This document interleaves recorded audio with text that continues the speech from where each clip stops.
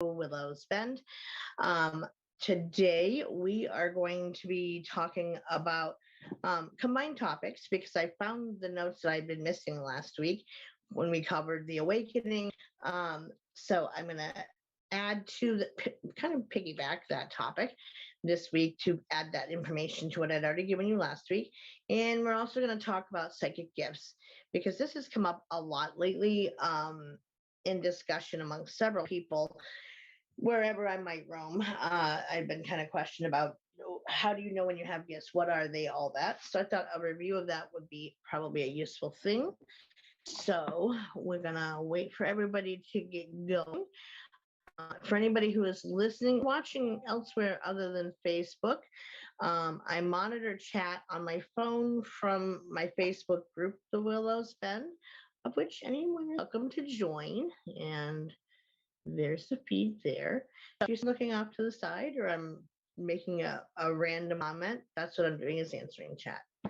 So let me get my glasses so I can actually read what gets said, because that's always important and helpful. Wow, Lori, you are the first one in tonight. Doesn't ever happen. Love you, lady, and welcome. Henry, you guys have even beaten my admin in. Although, to be fair, Sandy hasn't been feeling great lately, so. Hi, Renee. So I'll wait for everybody to meander on in, and then we will get started with both of those topics. It showed she was watching. So she was hovering. Hey, Miss Chris. How are you, my beautiful sister? Oh, there she is. Okay, Lori. Well, you still technically were the first one to show up. So props to you. It said you were watching from the outside. So yeah, tonight I'm Annette too. Holy cow, I am blessed tonight. Hey, Stace. So we're going to be covering, I found the missing notes from the last week's show, well, recovering of last week's topic of the awakening process. And I found notes that didn't last week. So I'm going to add those in just to kind of piggyback the topic from last week. And hey, Sandy and Tanya. I take it you went to the wrong room. Ted too. Hi, Ted. So we're also going to be talking about what the different psychic gifts are, because this has been coming up, at least in my world, a lot in the last week or so, of questioning, having questions regarding gifts. You know what they are? What can you do? People just kind of going in circles with understanding them. So I thought it wouldn't hurt to have a refresher course on that. And I got like a wildcat hair that keeps, no, it's my hair floating around my face. You can watch the same broadcast on my personal Facebook wall, but you won't get the main chat. Yep. And you can go to YouTube as well, in which any comments you make in YouTube will appear on my phone in the Facebook. So that's another option for everybody.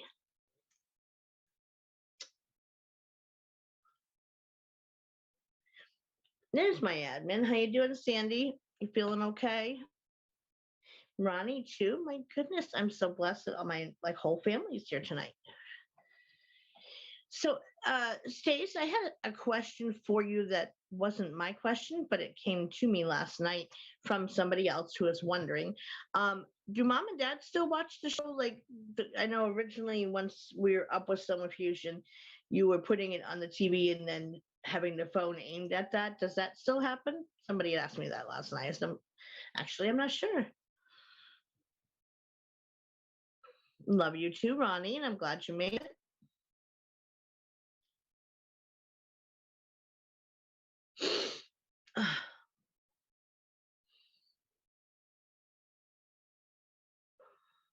How's Miss Chris doing today?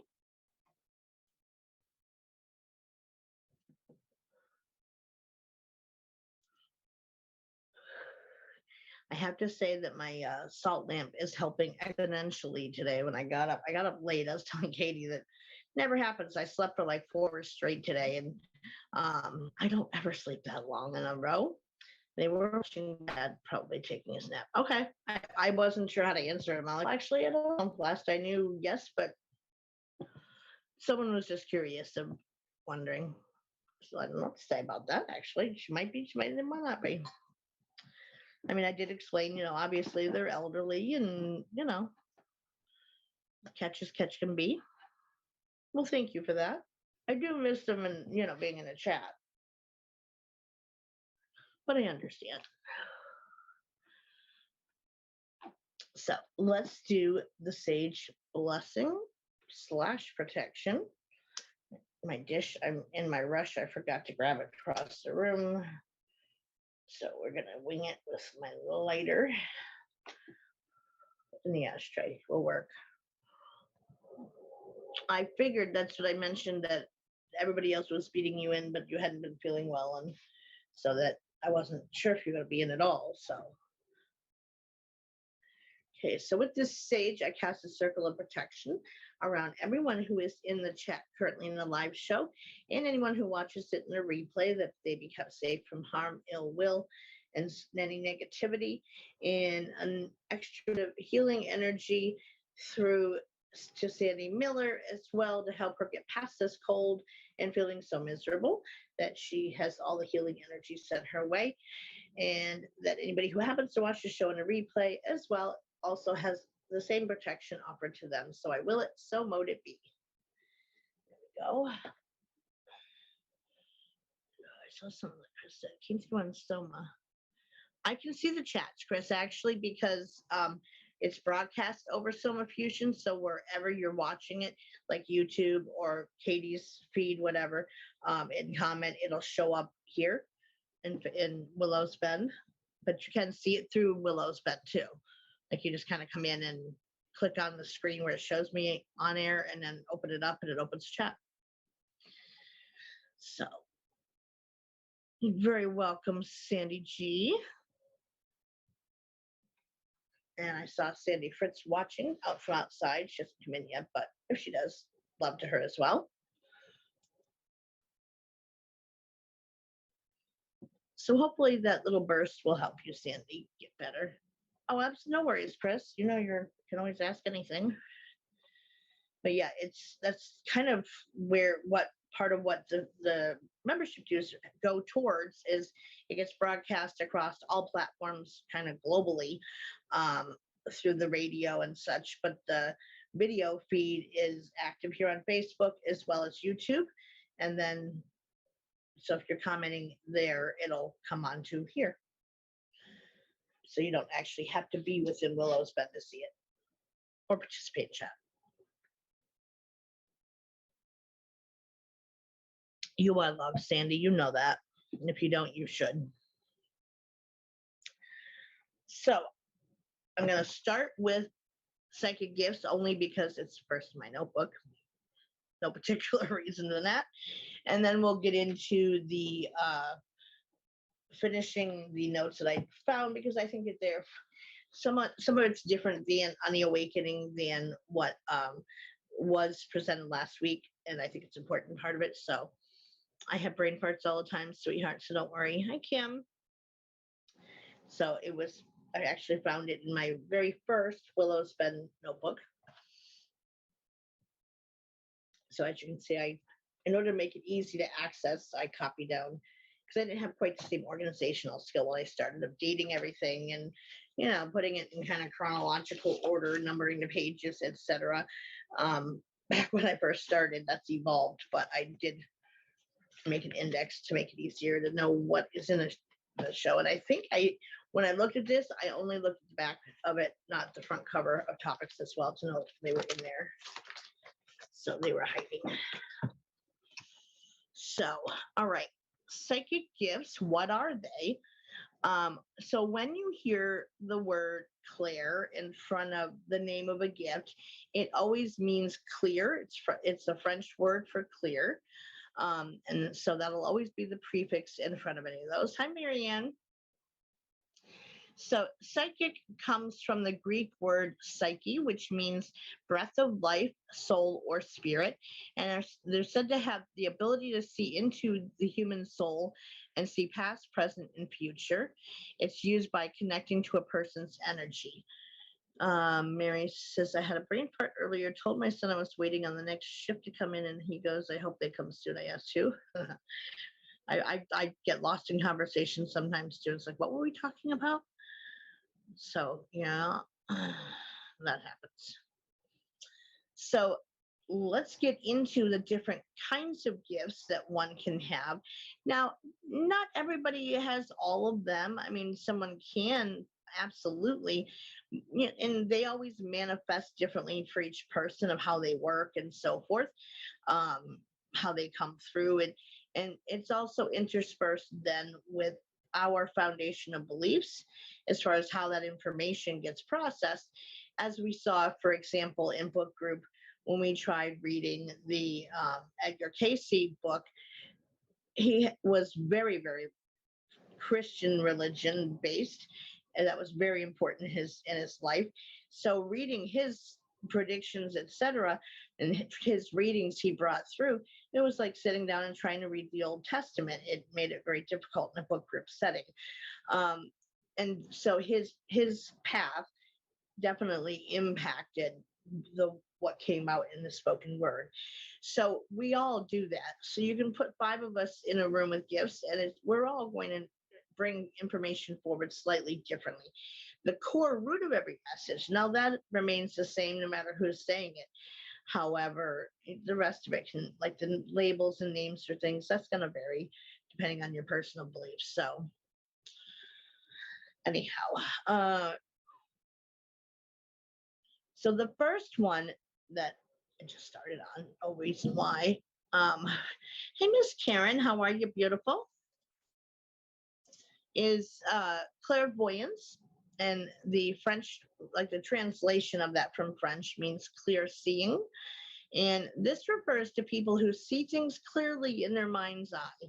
And there, I can say from when I do this, there is a difference. So, we see things in our physical world around us all the time. And this is one of those where you're definitely perceiving it and you're seeing it, but it is for me anyway, like switching a filter in front and removing it. You can kind of blink, if you will, and see your physical world around you, and that something is not there, yet in your mind's eye, it's very definitely there. Want to announce today was my cat's chemo treatment. I'm giddy as fudge. I thought she already went through that, Karen. Last chemo treatment. Okay, well, that's more important. Yep, definitely. Well, congratulations to both of you. And hopefully this kicks it in the ass and it stays gone and she lives happily ever after. Well, grumpily ever after, as her personality can dictate, but she's fine after that.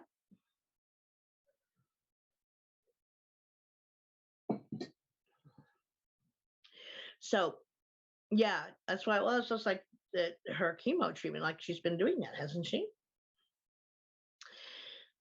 So, for me, a good example of clairvoyance for me was when, a couple days after Jake had passed, um, and you all have heard this story, but it's an example of it where I very clearly saw him laying on the bed behind me, and like in the exact same position he always was, just as clear as I always had seen him in my physical world, and enough to get me to be startled and to kind of finish sitting up and turn around and be like, Jake. And like he wasn't actually on our realm, but he popped in enough for me to perceive it in my mind's eye. So that's an example of clear seeing. Or the times where I would see him out of the corner of my eye sitting on my bed. He wasn't actually physically there, but in my mind's eye he appeared. That's clairvoyance. And that can apply to anything that people tend to see, whether it's life in the present or places, events, etc. So that's clairvoyance, and it can be like watching a little movie in your head as well, which has happened to me before too. It is very much like I just got kicked out of the group again. It is very much as if someone just popped a DVD in player and started playing a movie in my head. And I literally am just sitting there watching it play inside my head, and it fills my field of vision, and that's all I can see is that playing. So it is interesting that way, that, again, the different ways it can come through, but there's no questioning it when you see it. Well, you can still question it, of course. You can still deny it if you want to, but I don't. So it can be like watching a movie in your head, or can manifest in people seeing it via symbols, colors, numbers, etc., or even a full-blown premonition. Some people, of course, only get premonitions in dream time, which is quite common. Others, you have a moment when you're awake and get them. For me, when I get a premonition, that's not my strongest gift, and I get them literally just like a matter of a few seconds before something actually happens, enough to where I'm kind of like, what was the point of telling me that when I didn't even have barely time to process what I just got, and then it happens. You can't react to it at that point. Some people get things quite in advance, and some things are things you might be able to impact, but normally not. I've never had a full knowing of why people get premonitions versus those who don't. Like, what's the point of them over the other gifts? To me, that's kind of confusing, but thank you for sharing. And it says, does that include visions and then something of the same happens really soon after? That's a premonition, Annette. So whenever you see something, it could be when you're awake or asleep as far as premonitions go. But yes, you see it and then it happens. So like I said, for me, it's a clear knowing, hey, this is going to happen. But it literally is a matter of 5 seconds or less before the thing actually occurs. And I'm kind of like, oh, why'd you show me that? So it's not time enough to even process the thought when I get it. But some people get it, several minutes in advance. It could be days in advance or longer out, depending. I think it's important, if you are prone to having them, write them down and date them so that you know when you first got them. And then when it happens to manifest into reality, put that in the notebook of, I got this as a vision on such and such a date, what you saw. And then when it does take place, put in the facts of how it manifested as validation that yes, and over time, you're going to learn to trust it when you get it, that it is something real. Yours comes as dreams. I had a few dreams before they happen. Yeah. So again, some people are predisposed to it only being in dream time, and there's nothing wrong with that. I've not ever had them in dreams, but some people and I know like Nancy, who's in the group, she gets hers through dream time as well. And that's the only way she ever has hers. So, and even my daughter at one point had said to me, I don't know what this is. Maybe I know you'll know, so I'm going to ask you. And she described driving home last winter at night, and it was bad roads, and she had the knowing, I kept hearing, you're going to hit a deer, you're going to hit a deer. And she dismissed it because she doesn't fully believe in that stuff. Part of her does, but she's afraid of it. So she just kept dismissing it. Oh, it's my anxiety acting up. It's bad roads. I'm tired, whatever. And then lo and behold, she hit a deer. That was a premonition. Is it possible to have premonitions about your own death? It is, but it's not very common. Yeah, Chris says hers comes in dreams too. It's not very common to be shown your own death because it can impact your path getting there and the choices you make, and hence change when you might and how you might die. Like, we've had that all planned before we come in, of the time we're going to die, how we're going to die in our soul contracts. That's set up before we come into the life. But we hide it from ourselves because, think about it. If you're told that information that, Ronnie, you're going to die in an airplane accident where you're jumping out and your parachute fails or something on such and such a date, you're going to start changing your life and viewing it as, oh my gosh, I have to fill my bucket list now because I'm going to be dead in 6 months, whatever it is. But then that 6-month date comes, but because of the actions you chose to take with the knowledge of when you were going to die, that changes the outcome of when you actually do die. So, it's it's rare to dream your own death. Have you had that experience, Sandy?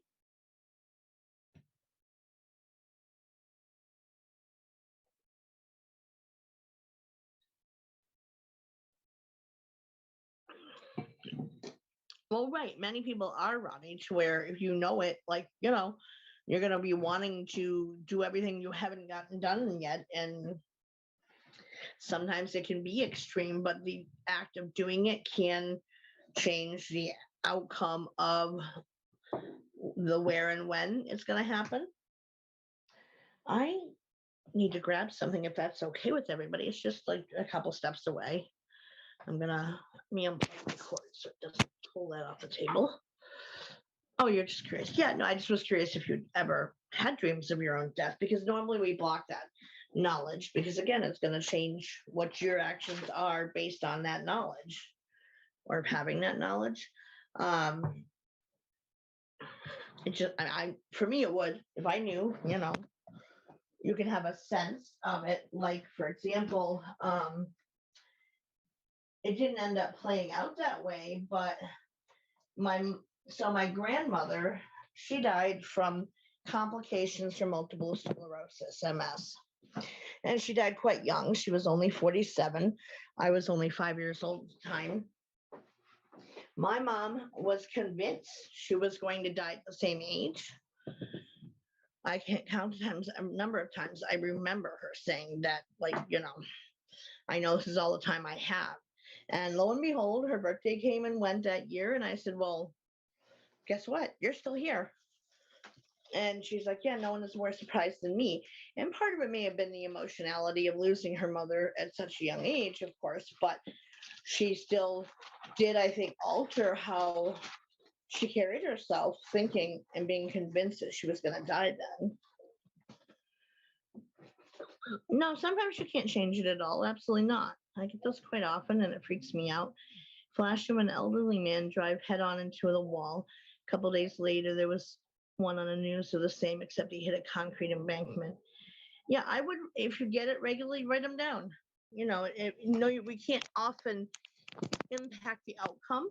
And that's what I was saying is I don't quite understand why we get them when we can't intervene to change the fact of how it turns out. But which happened to that timeline is what I assume would be the reason why. My cat didn't come across me on her path. She would have died young even before the cancer. Yeah, I mean, everything that happens is meant to happen. And there is no chance or just random luck. It doesn't work that way. Jay had MS too, yeah. And they were worried about that with me when I had the optic neuritis with my eyes, because that's common with MS and the symptoms are very much the same. So they went into full on panic mode that is what I have because of the family history of it, and had wanted to follow me with annual MRIs for 3 years afterward, which thankfully, I didn't have it. But hey, Linda. So I would say for those who do get premonitions, yeah, keep a notebook, write them down in it. Just put the date in, a little gist of what it was that you saw. And then if you do find out about it coming true afterward, write it in there, because then you come to trust it. Yes, you went blind in one eye, they found it then. Yeah, losing one's vision with MS is quite common. And I had less vision on the right side anyway, but you have even more now, so I'm not far from legally blind in that eye now. I mean, he said most people do go blind from it, so I'm quite grateful I can still see it all. I'm blessed with that. I don't care if I have to have Coke bottle glasses to keep seeing, I can still see. So, but yes, keep a notebook. And that way you're going to have your own validation that this is a gift you have, and whatever reason, whether you can impact it or not, to have the validation that, yes, this came true and there's a pattern here.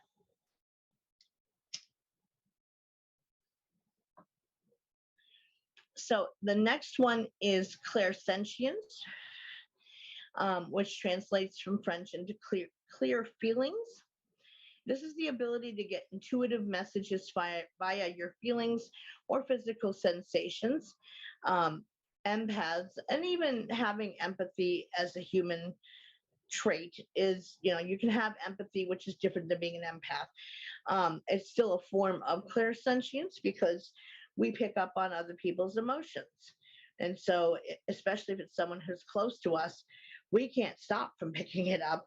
So, if a loved one that you're connected to, is terribly upset by something and they are just bawling over something, you're going to start, and you can't rein it in because of the connection you have, or it takes so much energy to be able to do so. And there are ways to block from picking up other people's energy and being overwhelmed by it, to where you observe but not absorb. That's the key part, is you don't absorb it. But yeah, you pick up feelings. Another way is picking up on someone's pain, physical pain. You can sense it, you can feel it. So for me, when that happens, I actually get it on the opposite side of the body. It's like a mirror image. So let's say, eeny, meeny, miny, mo. Let's say Chris had a massive headache, and it was on, it was mainly on the right side of her head. I would instead be getting it on the left side. And I know from personal experience of what kind of headaches are normal for me. And then, okay, it's not mine. So whose is it? And then there's usually some energy for me around that sensation that kind of clues me into who it could be. And then when I check, I have a monster of a headache, and oh my God, I want to die. Um, that I get it. So I get it on the opposite side with whatever kind of pain it is. So I pick it up that way. And it doesn't always manifest physically for me. Sometimes it's just a knowing or a sensing that I'm aware of the pain or something being wrong with the person. But I don't always take it on myself. It's where I am just absorbing or observing, not absorbing it. It is interesting. So like Sandy M, she'll tell you, I always message her saying, you're not doing so great today, are you? You're doing okay? I'm getting like you're not. And she'll say, well, no, I'm not. Or, yeah, I feel terrible, whatever. And I just know that she's not when I check in on people. And that says, I also had a dream that my daughter-in-law was pregnant with their youngest a week before she called to tell me, which is a good premonition. So no, it's not always some big tragedy or bad thing. It's just, again, we tend to get stuff through that there isn't necessarily a good explanation for it when it happens. It just is. And so people who are in I would say my inner circle of my family, I regularly check on you and see how you're doing, just like by scanning your energy field and sensing. And that's how I know whether, you're just having a bad day or in a bad mood or something versus something that's really wrong. And I do the same thing with Chris, where I could tell, yeah, she's not doing great, but does that warrant me necessarily reaching out? No, because I may know she likes space when she's in that mood, and let her be. And when she's ready, she'll reach out. I have people like that too, where I don't bother them when I know it. Doesn't negate the fact I know it, because I don't need validation about it. Yeah, so Chris felt me doing it. And when you are equally attuned to me, you do tend to feel me scanning you, because I don't try to hide it. I mean, I can, but I don't have a reason to. And I do the same thing with, yeah, exactly. It's with most things, I get it as a knowing too, Sandy, not a physical manifestation of the pain. Bonnie is probably the one I do it the most often with, where I pick up her pain, where it can add to a pain I have that's different or worse than even in an area I don't normally hurt in. I'll know, oh man, she's bad today.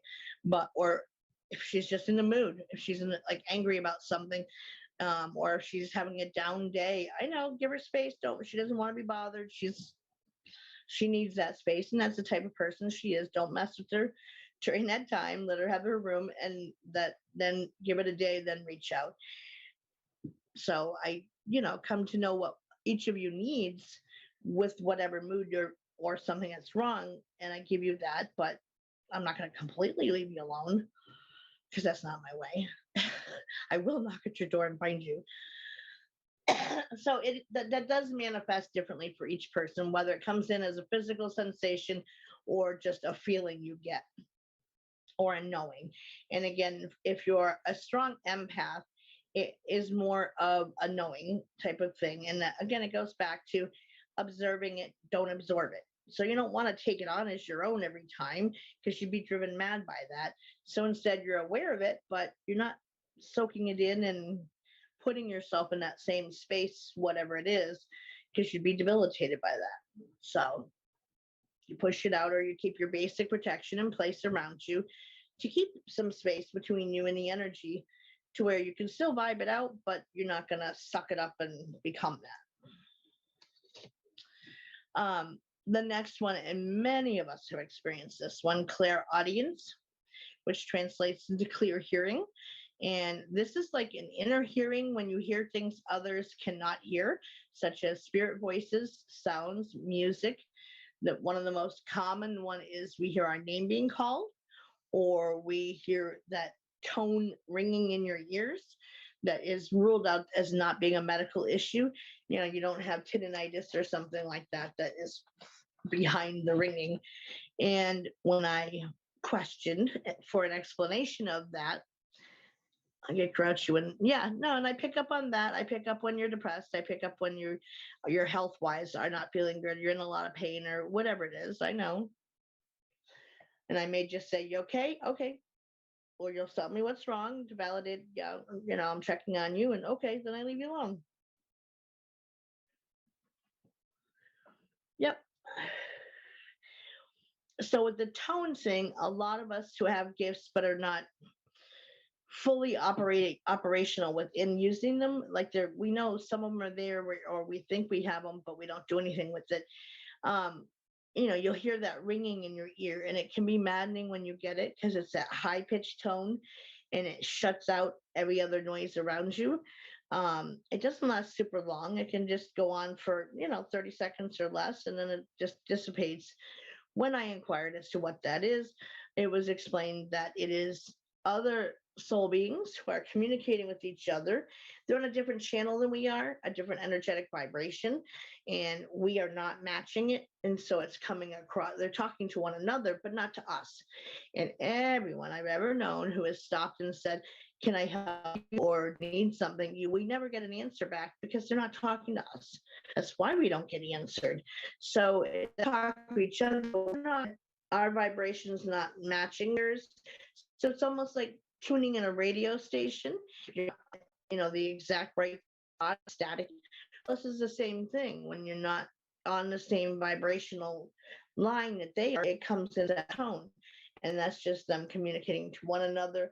We're not meant to be a conversation, so we aren't being said. You hear my name being called, get the ringing. Yeah, and I grew up, I drive my mom nuts with, hey mom, what do you need? I don't need anything. You called my name. You did, mom. I just was playing in the other room, and mom, what do you need? I heard you call. I didn't call your name, or you know, she wasn't even in the house when I'd go looking for her. She's outside or whatever, and she hadn't called me, but I was hearing my name being called, and often would sound like it had been her voice, but kind of at a distance. Sandy hears music. I heard my name called before. I called upstairs because I was downstairs and my ex was upstairs, and he said he didn't call me. Right. So that's clairaudient when you're hearing things. I've experienced like that when someone says they hear whispering. I've heard that. It's very odd because it's a different thing, sensation when it is happening around you when you hear them, and it manifests in our dimension versus on theirs. So it's not just in your head, but you're hearing it like externally. And it's like, you know, just below the level of hearing to where you can make out what gets said. Strange. I've only had it once that way, but the rest of it takes place, you know, on your inner ear, just like your inner eye. So that's clairaudience. So many of them, you know, the first word is clair, which is French for clear. the name of the second part of the word is always having to do with what of our senses does it align with. So audient is, ears, hearing. That was in the house I showed. I used to live in a book group in book group chat. Yeah, so I mean, there very well could be beings living in that house that was sharing space with you. The music's distant. Yeah. When I'd hear my name called, it would always be kind of distant. It would, I would say it sounded like my mom calling me, but it was kind of like Donna, like distantly. It wasn't like rah, the mom yell, we all know that. So that's clairaudience. And what you hear is going to be independent for each person. The next is claircognizance, which is clear knowing. And this is the ability to know something without logic or without any facts behind it. It's just an awareness of something. I see sparkles of light out of the corner of my eye. Just thought my eyes are going bad. Whilst that your eyes could be going bad, but normally when you with visions, like an actual vision issue, it's more like spots that you might see, but not sparkles. So the sparkles are spirit energy. Linda says, Ray is starting to hear and see more things now that he's been around me since spirits are drawn to me. He has mixed feelings about it. Yeah. Yeah. So I would say that, through overhearing you talking about it, he's learned a little bit more. So he understands it slightly better, but he may still be scared of it, and hence having the mixed feelings. It's easier to say, oh, it's nonsense and I don't believe in it out of fear versus admitting, hey, I'm scared of it and I don't know what I'm dealing with here, so I'm afraid I don't understand. It's an ego thing. So clear knowing it's just having an awareness of something. It can be feelings or thoughts, but it's not coming from an external source in our reality. So a really good example most recently of that, I would say, was the thing I got regarding Betty White that I still don't know who that, it was a download on. I don't know who gave it to me. There was no energetic signature attached to it, but it came from higher ups and I was meant to pass it on. And that's all I know. That's an example of claircognizance. I used to have one of those on my stairs growing up. You used to have an X on your stairs growing up, or experience hearing your name called, Karen?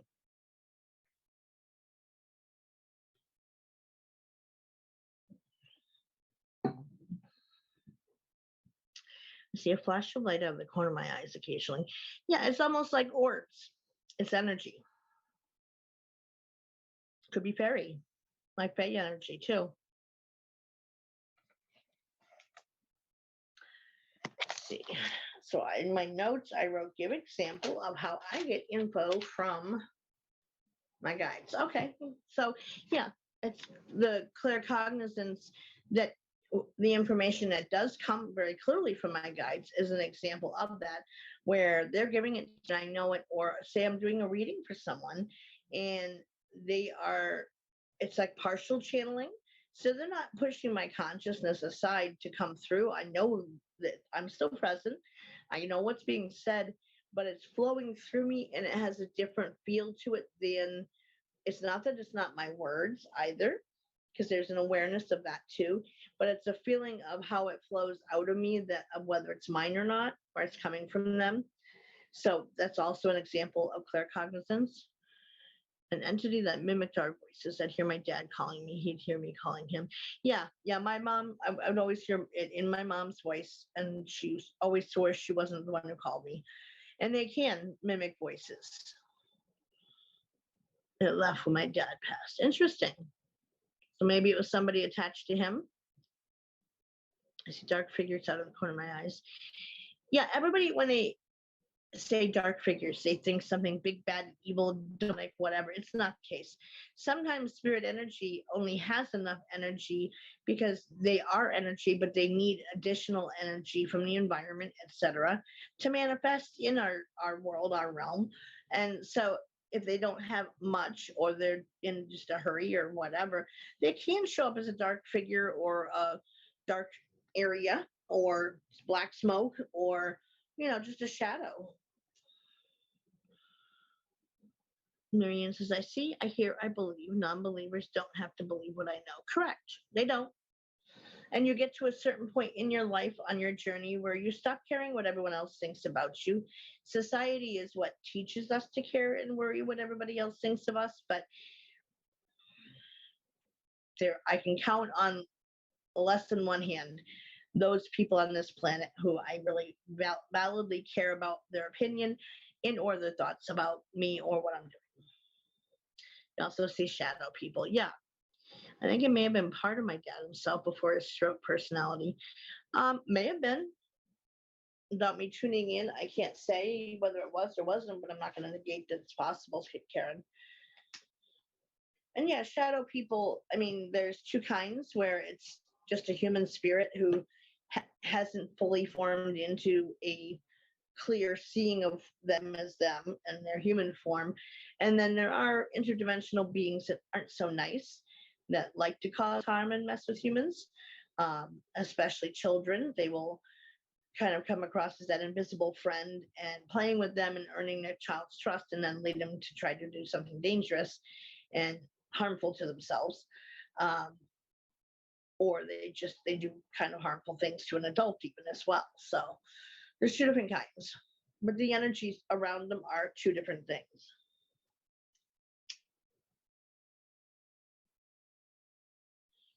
I thought it was a different being from the Seth material.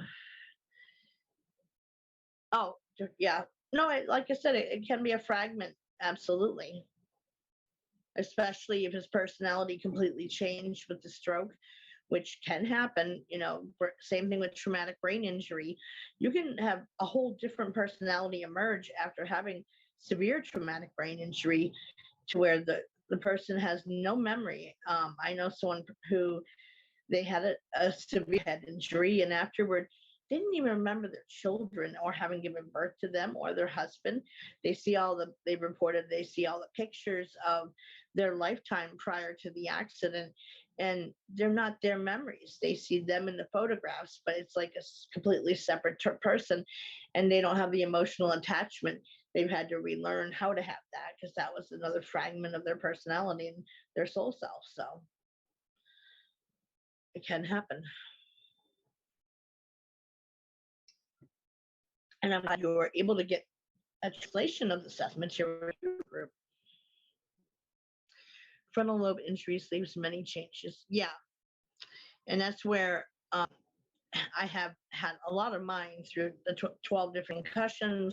They've been like on this head, and the last one was off on the side, and which is like short-term memory stuff, language skills, etc. And the stroke changed my dad a lot. He came out of his stroke only able to swear. Wow. Hey, Nancy. Growths are important. No worries. We're just discussing the different kinds of psychic gifts and examples of them and such. And, someone said that to me after I had my last concussion that was so bad. And I didn't get seen for it because the last few concussions I'd had, they didn't even x-ray me after going to the emergency room and stuff. They just said, oh, you're lucky you hit your head there and you'll be fine, go rest. So I didn't bother going in, and I really just wanted to sleep through the whole thing. Aftermath, someone said, oh my God, that's like called the death zone, and why baseball players wear that special helmet that pads that part of their head, because that can kill you. And I didn't really think about that, but that was my worst. And yes, after that, it impacted short-term memory skills, organizational skills, speech skills. When I'm tired, especially, I start to stutter. I get tongue-tied. After that head injury actually happened, I couldn't speak and put together a coherent sentence for 3 days. I just kind of babbled, or I'd get like a random word out and then just stutter the rest of the way. I couldn't say it. Obviously that improved because I'm here now with you guys, but at the time, yeah. But yeah, it definitely gets worse when I'm tired. But even, day-to-day basis, I lose track of things. I get disorganized. I forget what I'm in the middle of saying when I'm saying it. I can forget the topic of a conversation and when I'm in the middle of talking about it. And, have to kind of fudge your way through it at that point. You got hit in the head with a ball bat. Then I guess you're lucky there too. There are other conditions that can impact those processes within the brain.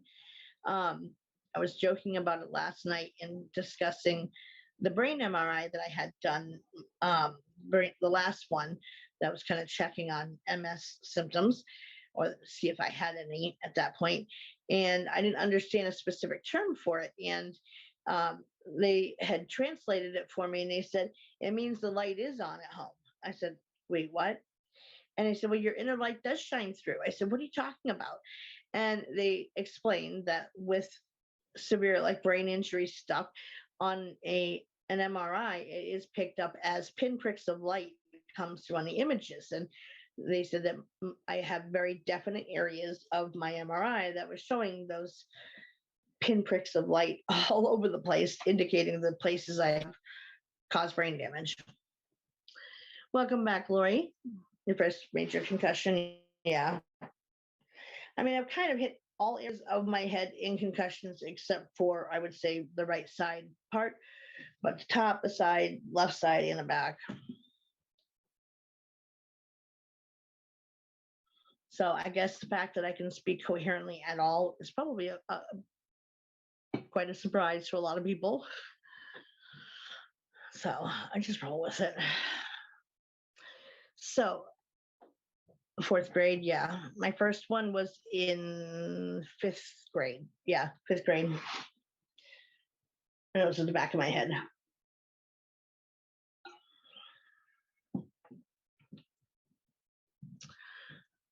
Passed out hanging on monkey bars and fell on my head when I was 5. Ow.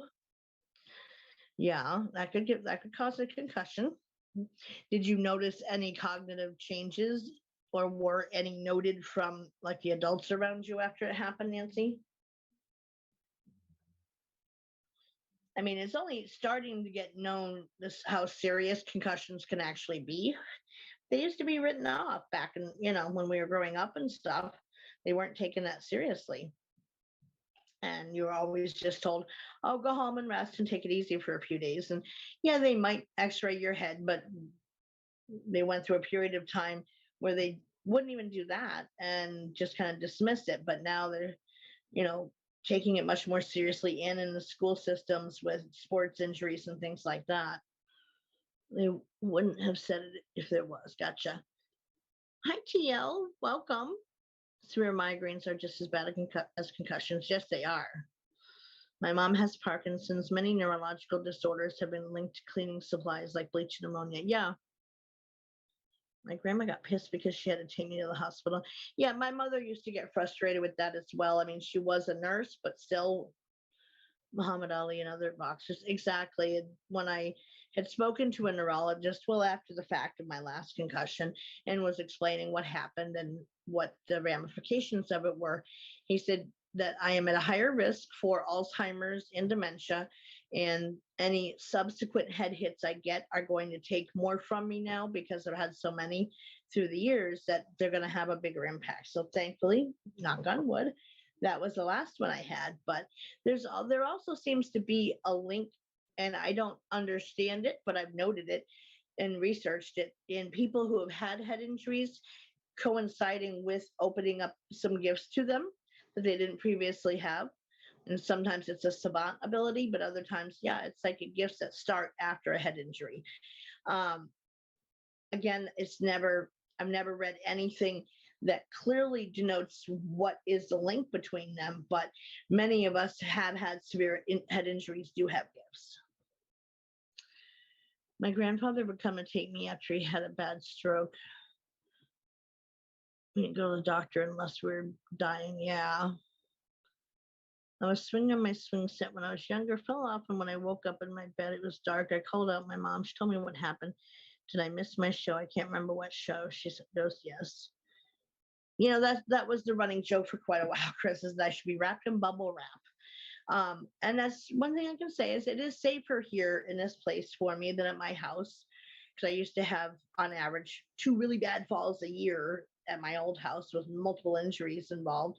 The last time I fractured my wrist and almost died from hypothermia. So here I've only, on average, once a year, and they haven't been as severe of falls. Oh dear, I used to always clean a lot with bleach. When you're using those types of cleaning supplies, you have to ventilate the area, open a window, whatever, have a fan running to help dissipate some of the fumes, or wear a mask. I wonder when I thought I could fly and tried to prove it. I jumped on the top of the hill, jumped, gravity fell, rolled, hit head against above ground pool, brushed it off because then the kid tried. She tried again because obviously something went wrong. Jump, gravity, roll, head hit pool. Wonder if that did it. It is possible. I mean, like I said, I have read up on it. I want to say I did a show on it once, basically listing all the different stories of people who reported their gifts starting after, like, do head injuries have an impact on psychic gifts beginning? There isn't any definitive research out there on it, but there does seem to be a higher incidence of people having a past of a severe head injury who have gifts. It's like in our past that we, at some point had a traumatic hit to our head that, was a humdinger, and as a result, we now have gifts or savant abilities. Like that guy who, after he got hit in the head with a baseball, we covered in one of the shows, he had this savant ability that he could tell you the weather of any date. You give him the date and he could tell you what the weather was accurately for any date before his head injury. He could accurately tell you what it was, 100 years ago or whatever, and you check it and it backs up. So nobody knows how he knows that, but he does. Vinegar works just as well to clean. Yes, it still smells nasty though. I am accident prone. Yeah, vinegar smells just as nasty, but isn't toxic at least. I hate the smell of vinegar. Used to jump off the roof of the garage at a neighbor's. Mom would have killed us if she knew. That was the thing back when we were being raised, as parents weren't as hands-on as they are now. You were sent out to play, once after you got up for the day and had breakfast, and you weren't expected back until the street lights came on. Don't mix ammonia and bleach. Nope, definitely not. My comments are jumping. I love that kind of stuff, like Rain Man. Yeah. I recently had total knee replaced. When I was asleep at midnight, the nurse came in and I asked her where my dog went. She was laying beside me. My husband said my dog Millie started crying the same time. She was home in bed with him. Wow, TL. I think mine came when I stopped breathing as a baby because I've always had gifts. When I was little, I didn't realize it though. I thought we had a little girl best friend when I was 2 to 3 years old, but Mom told me when I played alone and I talked to myself a lot. I remember her very vividly though. And a lot of that, that is like a spirit being who befriended you. and adults write it off because they're taught to. Oh, that's just a child's imagination and they're just playing. It does dissipate very quickly, but I still don't care for the smell. We used to make parachutes with tarps and jump off the roof. Yeah, we did stuff like that as a kid, and our parents weren't aware of it because we weren't supervised. It's like a joke of Generation X and earlier that, again, you're kicked out of the house to go play all day, or when your parents were working, and as long as you came home at supper time or when the streetlights came on, you were fine. And we're here to tell a tale, surprisingly. Yeah, me too, Karen. I don't actually have anything in my house besides apple vinegar to cook with, and that's it. And even that, it's like,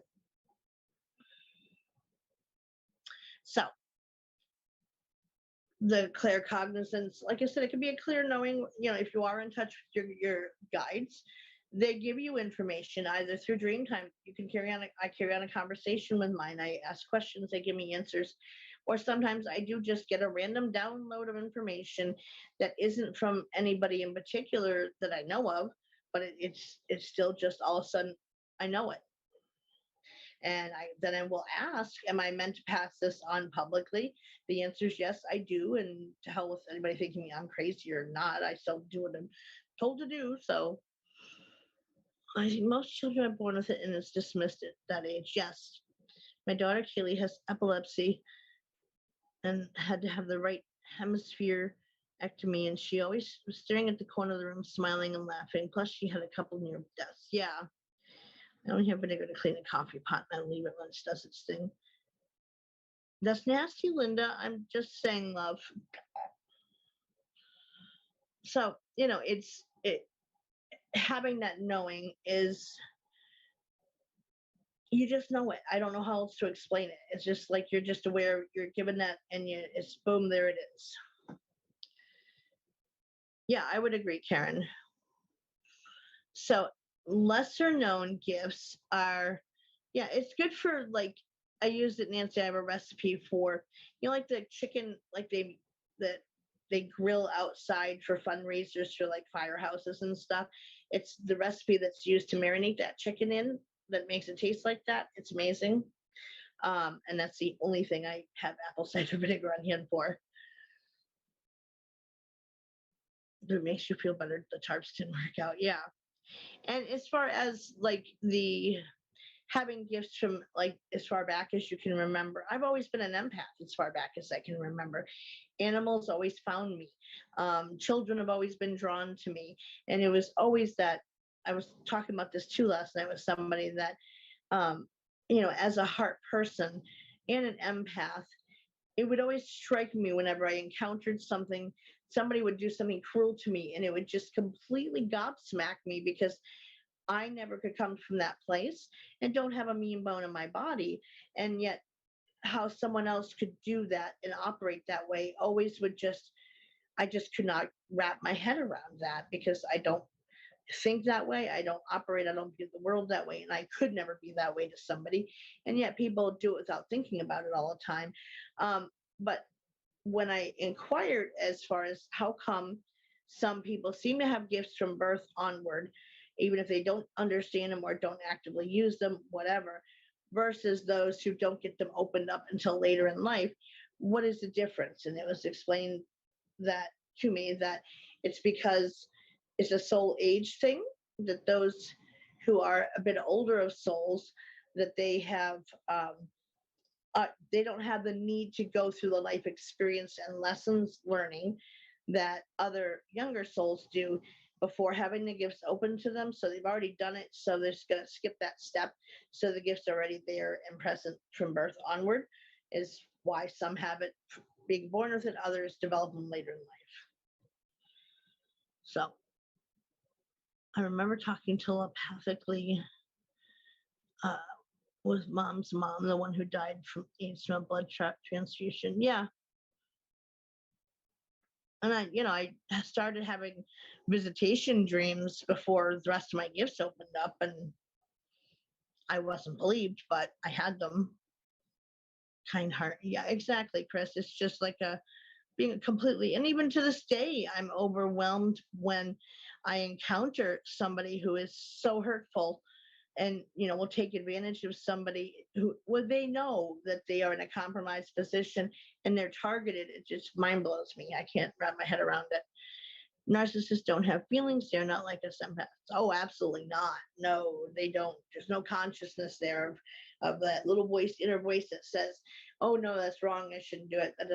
They don't have that. Nor do they ever take responsibility for their actions. I was always picked on, and always felt for people and be picked on and befriend. I missed a comment who said that. Karen was replying to somebody. Go up here a bit. I don't know who said that comment. Oh, Nancy said that. Yeah, no, I definitely always had like the outcasts of I got along with people from every classification of people, but I was always on the outside looking in. Jay screamed in my head for 2 days before he died. Wow. My grandson used to talk to someone in their house. Now he's afraid of the dark. He's 3.5. Well, as long as he gets supported through that, then hopefully he can lose some of that fear. No, no reflection of self. Absolutely not, TL. Yeah, vinegar can be used medicinally. And I still get gobsmacked by that, of how people can be that way in this world. And unfortunately, if it were made up, the world was made up more of heart people, it would be a much better place overall. Oh, me too, Tanya. And of course, back as a teenager, it was in vogue to get tanned as you could, even if you were as fair skinned as I am. Slather the baby oil, and it was like jumping into a vat of Crisco, and come home with second-degree burns all the time. But it would fade into a tan. So, hey, look at my tan. Yeah.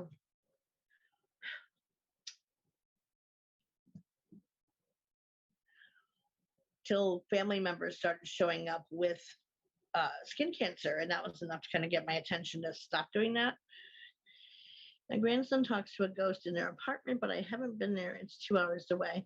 Well, if you're able to be a support to them for being that sensitive and having gifts, that'll be a positive thing. Of just kind of, if there's ever a time you can kind of pull them to the side and say, I know, or I know you can hear and talk to them too. So it's okay. And I'm here if you have any questions, whatever. Everybody, it's nice if everybody can have a mentor to guide that process, so they don't have to become afraid of their gifts, or feel like they're an outcast because they have them. I just like mean people and protect the underdog. Absolutely. Yeah, same here, Stace. I mean, obviously I'm quite fair skinned, and that not a big surprise with when I got my DNA report back that I'm half Irish and Scottish, and about as fair skinned as they come, and freckled. So I get it. So that is Cognizance. The other one, some of the lesser known ones are, people can have them, but they're not as common to have. Salience is clear smelling. Some people get, pick up on smells, perfumes, tobacco smoke, whatever, that lets them that there's an association to a certain person, and that's why they use that as a sign. But some people, they will smell it, but nobody else will. Hi, Sue. How are you? Right now you're hella tan. Well, so someone lives on the beach. Hubs is home with a kitty. He started painting the walls with poop. Don't know if the ghost put him up to it or not. It's possible, or it could be for an attention getting thing. My grandson hasn't been discouraged. I just hope he doesn't have a bad experience. What kids don't understand, and if it's not talked about in the home, and some parents actively, depending on their belief system, teach kids that, it's demonic, and like you're better off not paying any attention to it and just ignoring it.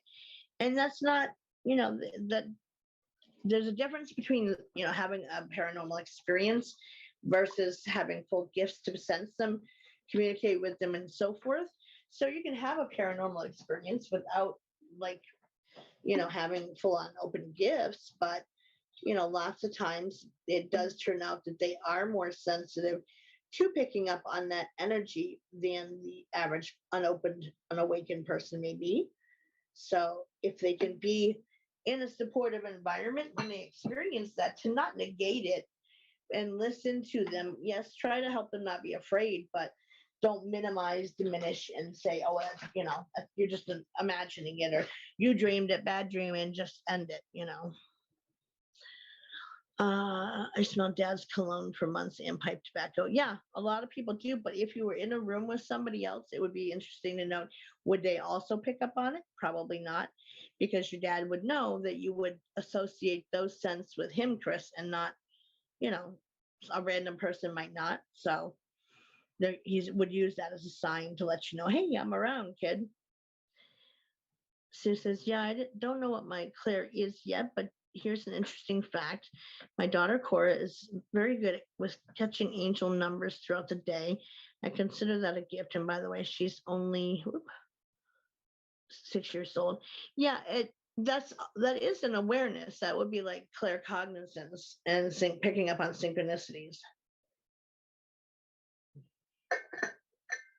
Actually, leave that lid off. He be other one, but he didn't do it till he started getting visited. Yeah, I mean, it's possible. The entity at my daughter's house has a name and loves to show herself around Halloween. Yeah, mom smelled it too. Well, again, it would be them, him knowing you guys would put those smells with him and know it's him. So it's just the ability to smell things or that's outside the normal range of smell, like I said, smelling the perfume of a loved one, cologne. And it's always from someone who crossed over. But there are people who are not connected to someone who pick up on the smell of something that it's random and it's just like a quick wafting through. And you're like, I just smell perfume, but if nobody else is picking up on it around you. I smell my dad's cigar smoke when he is around. Yeah. Lilacs. Yeah. I smell perfume a lot. But again, it's going to be a scent when it's from a loved one. It's a scent that will trigger you to know that that's them, that you would associate with that person. Either they know it's something they loved in life, or they know it's one of your favorite scents and that they would know it. So something that you would put those puzzle pieces together to recognize and make that connection that it's them.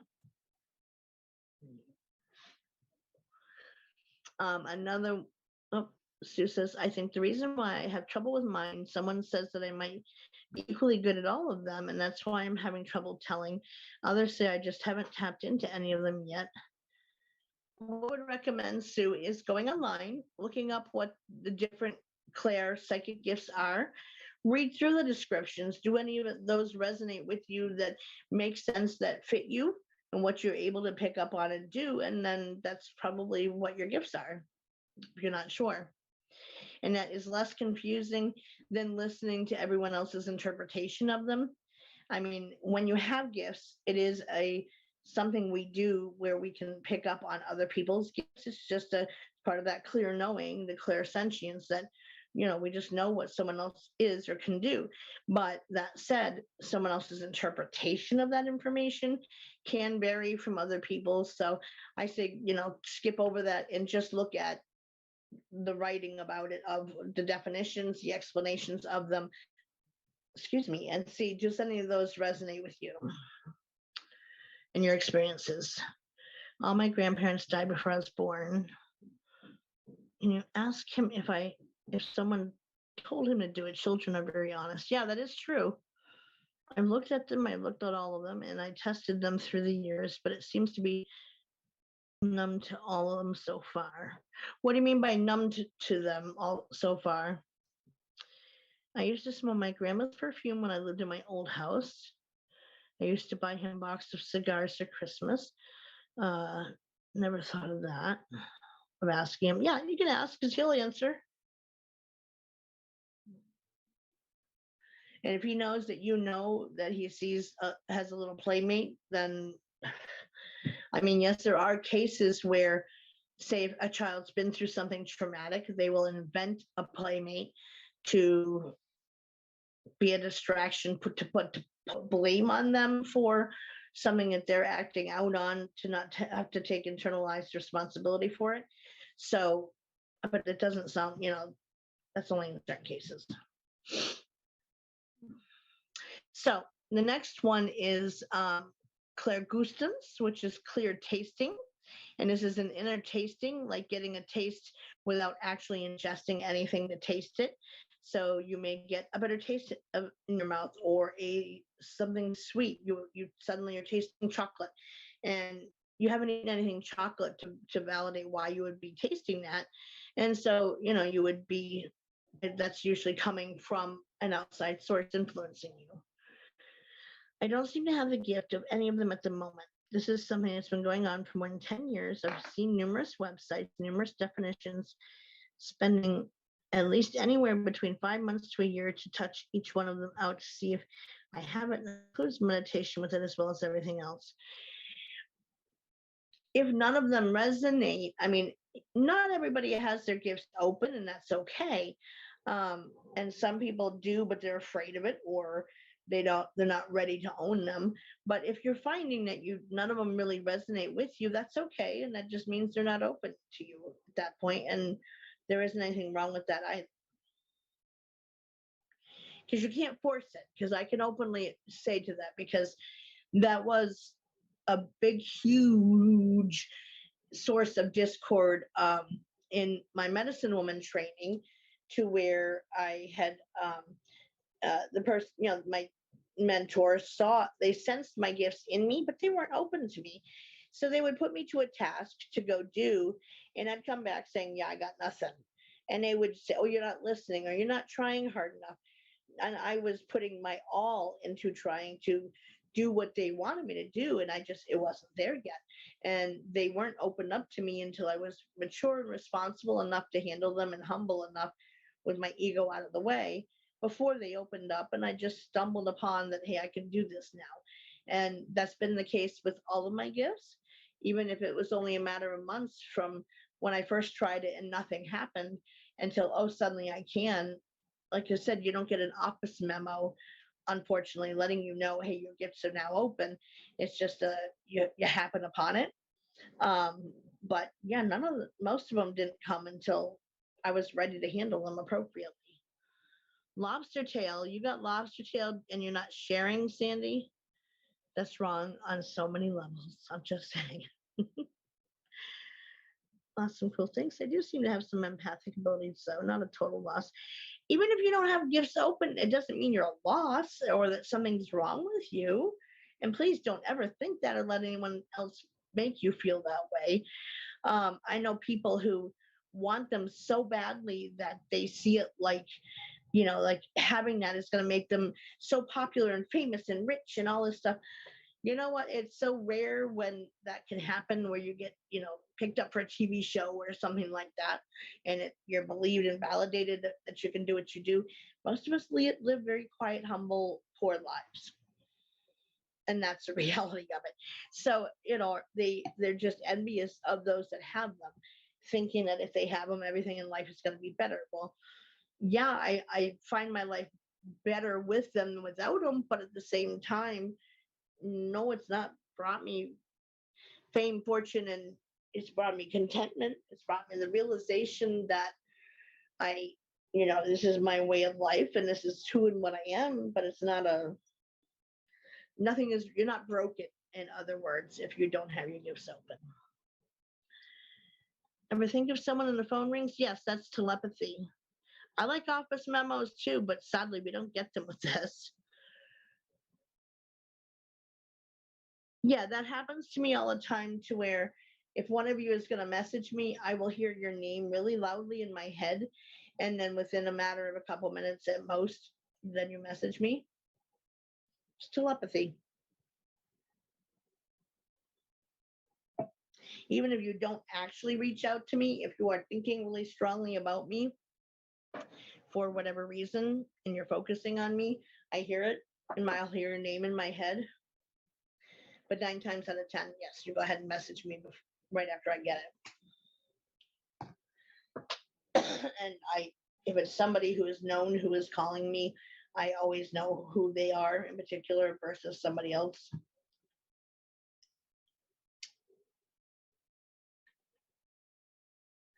And you've seen telepathy play out like in book group, Karen, where you can look at me and I hear your thought of whatever you're thinking about. We start giggling because I'm hearing you, and vice versa. So, you say whatever I want to say all the time. Yeah, I do, Tanya. I get it before. I answer people's questions before they ask them. And that just seems like it's the right thing for me to say next. And it just happens to be someone was going to ask me that question. I know when something is wrong in the family or someone is sick. Yeah, it's an intuition, it's a knowing, and that's clairsentience. And lots of us have it. So giving an example, I think this happens to everyone, giving example to people who think they don't have gifts. Yeah, absolutely. I must have bumped. I always knew, Chris, and I had gotten to a point where I didn't want to be stalking you. And then I also had the knowing that you weren't getting my messages. Like you weren't hearing them listening to the voicemails or reading your text messages. So I stopped trying, and yet I did a um mm, I'll say it this way. I sent one of my guides to you to get your attention that, hey, like, dude, um, they came back saying, hey, I tried, because you shut them out as well. You knew, but you weren't ready to reach out yet. But yes, I was aware. And that's why it bothered and hurt me so much, because I wanted to make it better and I couldn't. Welcome back, Kim.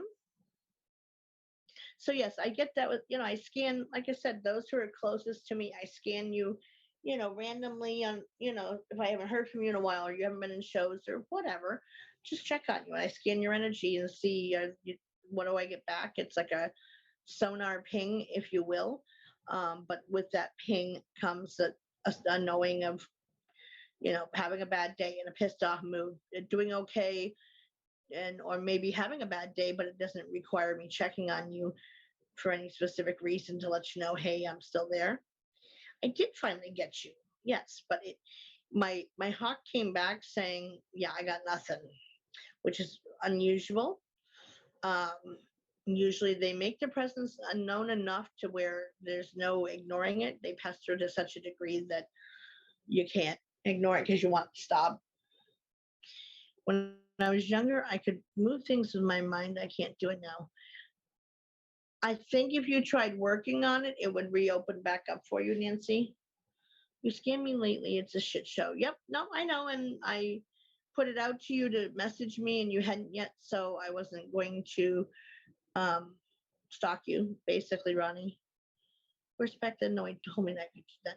Well, of course not. And, that stuff was also tied in a lot with religious views on, oh, you're, something negative or bad is working through you, and don't tap into it. I used to burn out light bulbs. That's also very common. Someone who's high vibrational, high energy, that's not controlled. Depression was too deep. Yep, I know. And that's why, like, my hawk came back saying, I got nothing. But normally, under most circumstances, they bother you in your dreams. They bother you on the corners of your eye. You see them all the time where you can't escape it. And they keep a constant message flowing that is till it gets on your nerves enough to where you'll be like, all right, I'm done, stop. And we'll message in contact. So I started poking you instead. But once a day, poke, poke, poke. So the next one is, let's see, we covered smelling and tasting. So the next one is psychic dreams. Well, you know where I am, Ronnie. I told you to message me, but I can't control whether you do or don't. It's up to you when you're ready. And then when you're ready, I know you'll reach out. Did that twice as a kid. That's awesome. You could. I thought it was my imagination until a friend who was there brought it up. No, it is a gift, and some people can do that. And but society, again, through growing up in our society, our culture, your religious beliefs, the whole 9 yards, they can get shut down on you.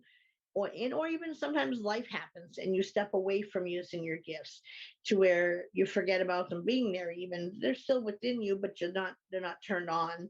The switch hasn't been flipped to the on position, and life happens. That I did that, when I went on to kind of start adulting 101, and then I had my daughter, and I was going to college full time, and I was working full time, and I was my mother's caregiver too. There wasn't room for working on me in there. So, it had to be put on the back burner until some of those responsibilities were lessened and I could attend to it. And then I re-owned it, and then here we are. It is telekinesis, Sandy.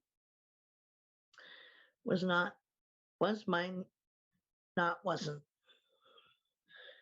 What, Karen? I had to step away and started switching it back on when I joined the group. Yeah, once I became permanently disabled, I could no longer, work in the outside world full time. That gave me the time to start focusing on me and my working, dropping out of my baggage that I was carrying, working through that, getting rid of it and breaking it down, and going through the process of getting approved for disability is horrible. You're knocked down to being out of every resource, and things can get desperate financially, and the stress from that is huge. But once it settles and the dust settles, then you have time available now to focus on growing yourself, and that's what I did. And the more you align with it, then more people see your light on and find you. I got accused of doing it with something besides my mind. Yeah, no, it's always doubted and questioned, of course. And you're always going to have skeptics and naysayers. And that's where you get to the point where you stop caring what everybody else thinks about you and worrying about you. And they need to worry about themselves instead of mind their own business. Welcome back, Kim. So moving forward onto the 3 types of psychic dreams. There are the first one is the precognitive dreams, which we touched on already, where it kind of predicts our future, kind of like the Edgar Cayce stuff. Then you stop doing. Like I said, I think if you went to try to retune into it, Nancy, and actively working on it, you could flip that switch back on,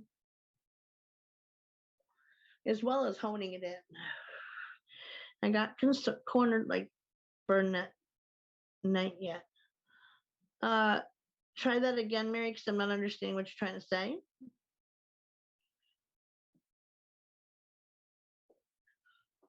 Got cornered and burned the light out. Yeah, like I said, it's not unusual. Life happens, and you don't start having the time to do stuff or get accepted and find your niche of where it's okay to use it, and you're not judged for it, or you're guided. I didn't have a guide through all those intervening years. I started Willows Bend out as something completely different than what it turned out to be. It really has changed with me as I progressed on my path through my journey of opening up more spiritually and gaining my gifts. The group changed over the course of time to be what it is now, but it didn't start out as that originally.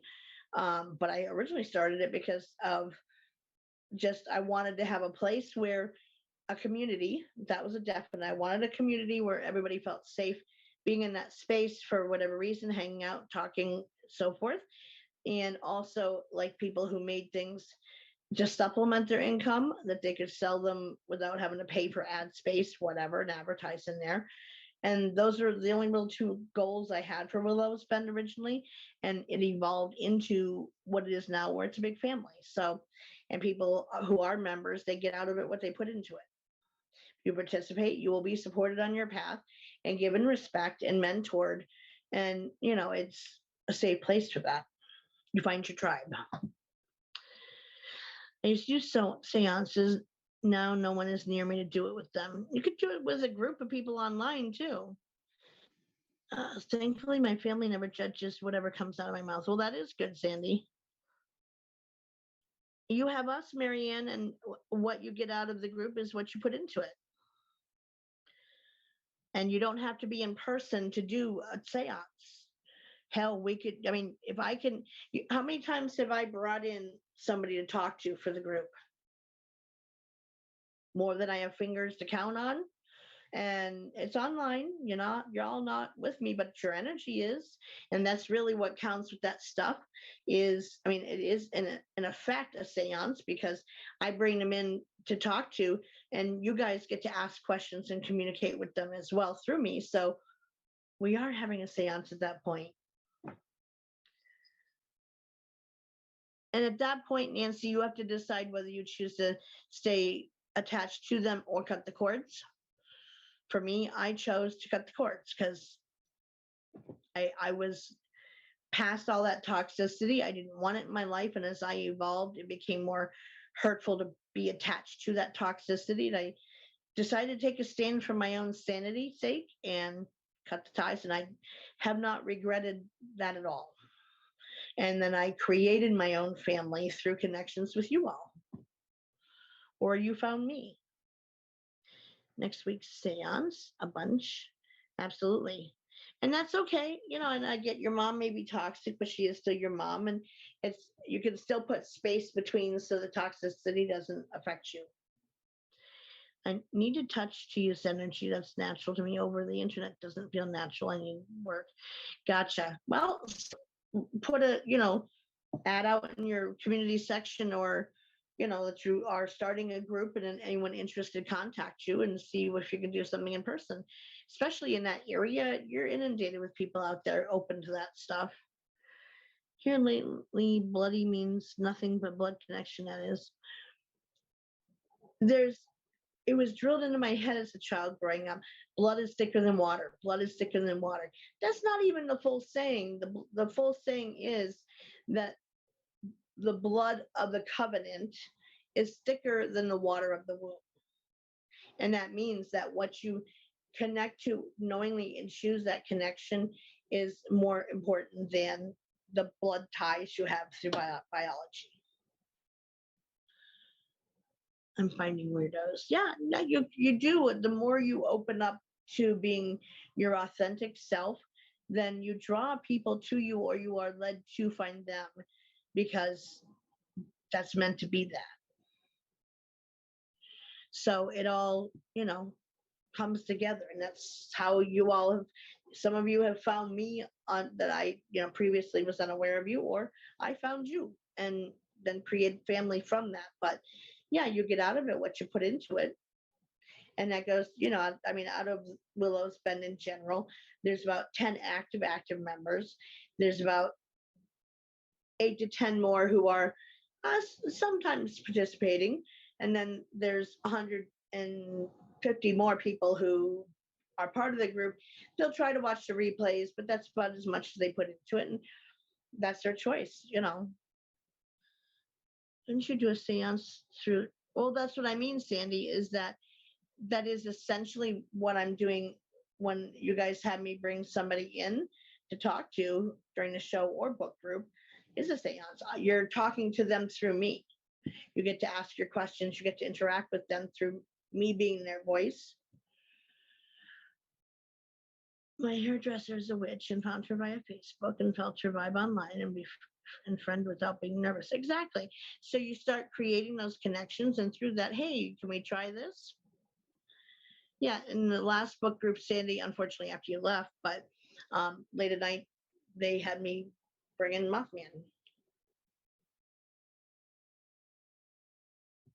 which, for anyone who missed it, Edwin did, unknown to me, really, he recorded the audio from that. So if anyone's interested in hearing it, I can pass it on to you. He sent it to me in email, so I can disperse it from there. I didn't feel scared at all when I saw him. Yeah, neither did I. I mean, I don't with any interdimensional being. I don't have any fear towards them, and so I think I left too early that night. Well, you weren't feeling well either, Sandy, so I get it. Not seeing chats anymore.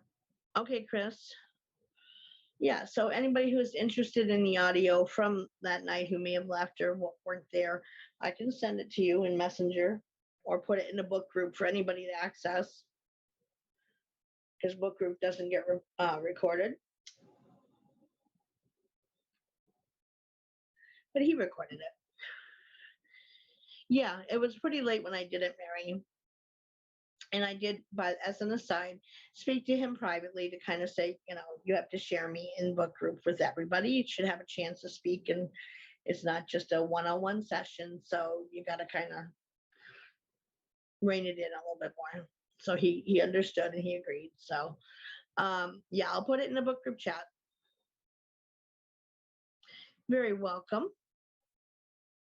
So, like I said, we already touched on precognitive dreams, of having dreams about our future, etc. So we discussed that as a type of psychic dreaming. I tried to get him to show himself physically last night. He laughed. That was the response I got. Yeah, that's what he was laughing at Edwin at the thought of being his private, like, spirit guide or something. Like, that's not what he does. That's not his purpose or his role.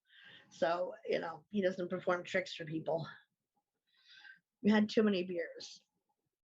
tonight or that night, Kim, because you bounced early too.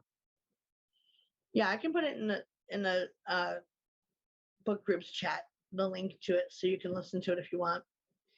And I did test the link to make sure it is accessible, like it takes you to a website and then you can hear the recording of it.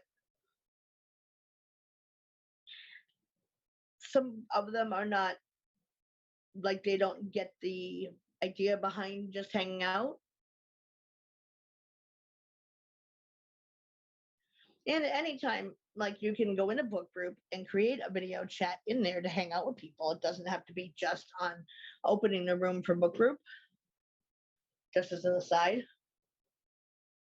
Welcome back, Chris. That night. Yeah, I was wondering where you, I mean, I noticed you left early, Kim, but like, you know, but yes, I will definitely post a link in there so anybody can access it from there. So the next kind of psychic dream is telepathic. And this is connecting with another person or being with their consciousness. So for an example, someone is sick and you dream that they are sick, and then you find out in waking life, hey, that person really is sick. That would be an example of a telepathic dream. Yes, that's what I told him, Sandy, is that he is welcome. We love having him. However, he needs to share me, and that it's not just a private one-on-one session, and that it's a group, which everybody deserves the opportunity to talk and jump in, and that nobody wants to be rude and interrupt him, but he just rapid fires questions. And so I kind of discussed that with him of like, if you have all this other teachings behind you, this isn't new information to you. So where is that rapid fire stuff? And he said it's just a different perspective fascinates him. And I definitely respect and appreciate the curiosity. However, in a group setting, yeah, you got to share. Sometimes I think he wants to he does like get off on a tangent. And again, you know, keeping in mind he is on the autism spectrum. And so that can impact his ability to know, like pick up on social norms and things and appropriate social behavior. So he wasn't aware he was really doing that. I knew anyone could open a room, but I have never seen anyone but the group that I want to chat with like that. Well, that's what I mean, Sandy, is you can go into the book chat room and start a video chat in there at any time, and that would be fine. Right, Karen? Yeah, no, he understood and he agreed he will dial it back down some. He does have a nice, sincere, no, he is a nice person and he means well. And, you know, just sometimes he doesn't get social cues and how to, you know, process it correctly, but he understood. It is how he is naturally, absolutely. And I, like I said, completely love his seeking of knowledge, and his curiosity is bigger than any child's I've ever encountered. And it is like a childlike wonder he approaches things with, which is refreshing. But yes, he's going to share me in a group.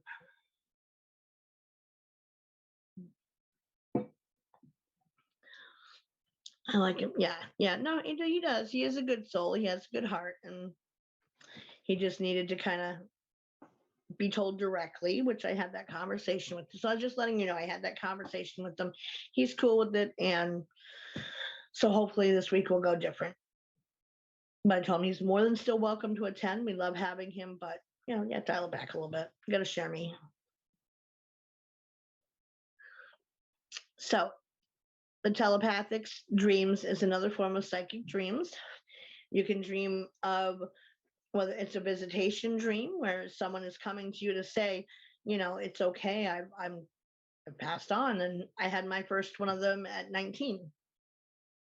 And then later that day, my mom called me to let me know this person had died. And I said, no, I know, I dreamt about it. I don't know if she believed me, but I didn't care if she did or not. I know what I dreamt. And so I had a heads up on it. So that can happen. That's a form of a telepathic dream as well. Technically, they're communicating telepathically with you. You can go into another person's dreams to help them with something, with your consciousness, to help teach them something, answer a question for them. You may not remember you did it, but it doesn't mean you're still not doing it. So The last type of psychic dream is clairvoyant, which allows us to know when, like, know things that you otherwise would have no way of knowing about an event or a person. So those are the three types of psychic dreams one can have. And that kind of pretty well wraps up the psychic gift stuff. That's what my friend did, and my ex-wife's grandma came in my dreams. Yeah, and I've had other visitation dreams since then from people who, were coming to me to give me a message, or my guides showing me something, what have you. But it is a type of psychic dream.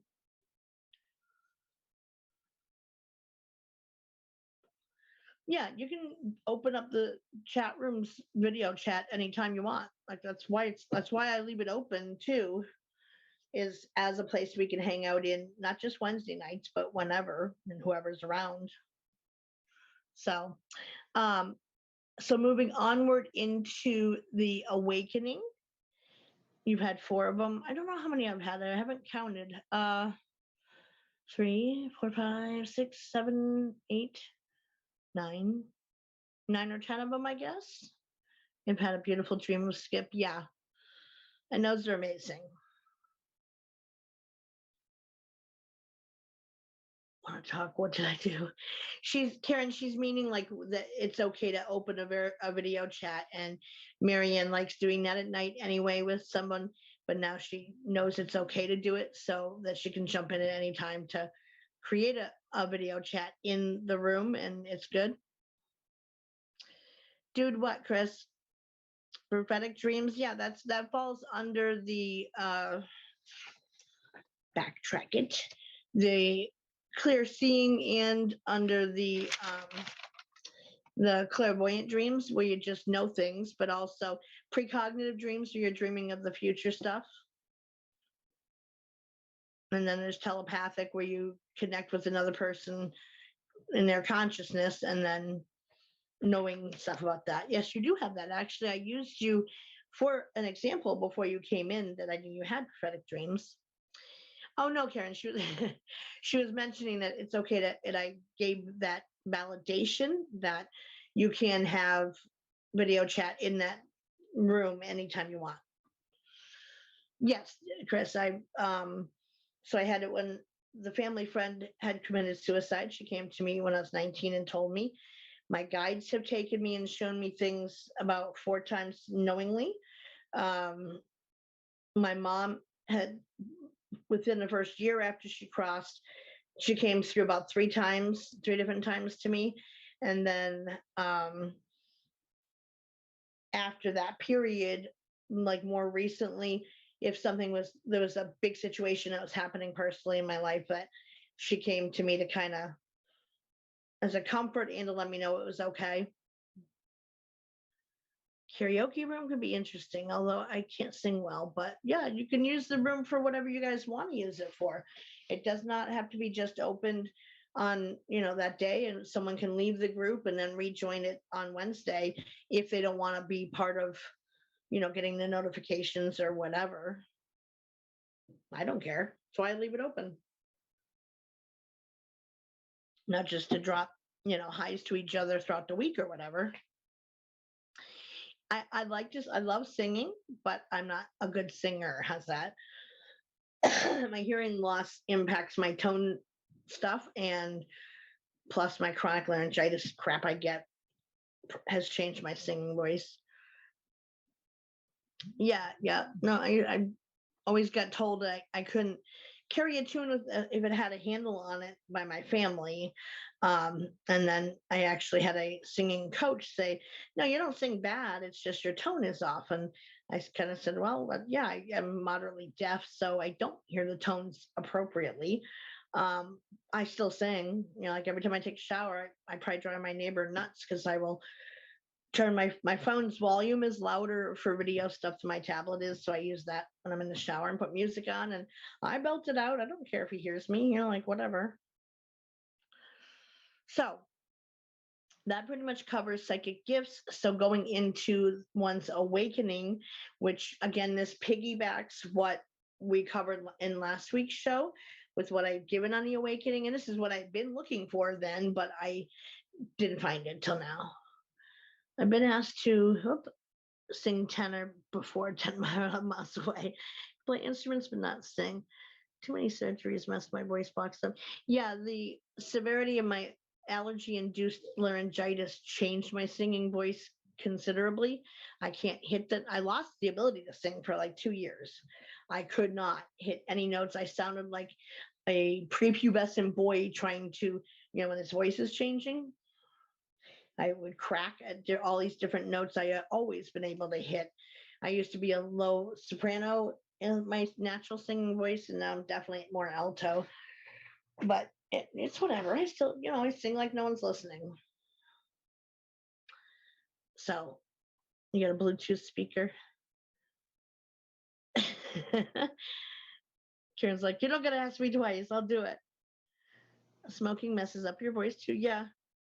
But mine more was impacted by the laryngitis. I had to literally spend months practicing to be able to sing again without cracking like mad. So yeah, it took time. And it was actually, I used to use the Adele song Hello, because there are parts of it where she just is like, "Wah, hello," belts it out. And I kept doing it until I could get it and sing with her. And finally, after about 6 months of trying, I hit it and managed to maintain without cracking or, cutting out in the middle of a word or a sentence. So yeah, me too, Lori. I don't care, like whatever. So next topic, the awakenings. So again, this is the stuff I wanted to present last time. Now this is a quiz. If anyone wants to take it, piece of paper and pencil, and just to keep track of your points, or pen, obviously, marker, crayon, whatever you got, you can use it. To keep track of the points you get on this one, and it kind of helps to identify where you fall on that. I do too, Chris, a lot. And yep, I love Lionel Richie as well. I love people from every genre and types of music and stuff. So, and of course, the classic Stevie Nicks is like a given. Helps nice sing together alone in the living room. Yeah, I always, whenever I'll break out in song. There was a time Gold Dust Woman was playing in my car when I stopped for gas, and my ex-boyfriend was with me, and he really couldn't sing. Everyone sing along with Stevie Nicks, and I said, no, this is how it's done. So as I'm pumping gas, I'm belting it out top of my lungs, and he's like dying inside the car trying to hide from everybody looking at me, and I'm like, oh, who cares? It's okay. Doesn't matter. Probably made someone's day that somebody had joy enough to belt out a song at the top of their lungs and not care. Or jealous that they weren't brave enough to do it.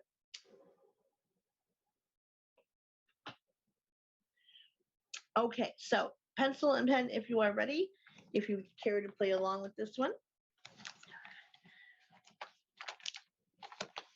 So I did give everyone a show, and I didn't care who saw it. Like it's those types of things, they're not going to impact your life. And so if someone sees you, there's no reason to be embarrassed. Sing to your animals. Yeah, like little girl's used to it. She just watches me. Jake used to look at me like, what's wrong with you? But, I don't think he understood singing, of why I was singing, but she just kind of watches with interest. Like, hi, Mom, and what are you saying? It's like a... I wish I could play piano. My parents could never afford lessons for me growing up, so I never had the chance to learn how to play an instrument. Besides the recorder that is standard for everybody in 4th grade to learn.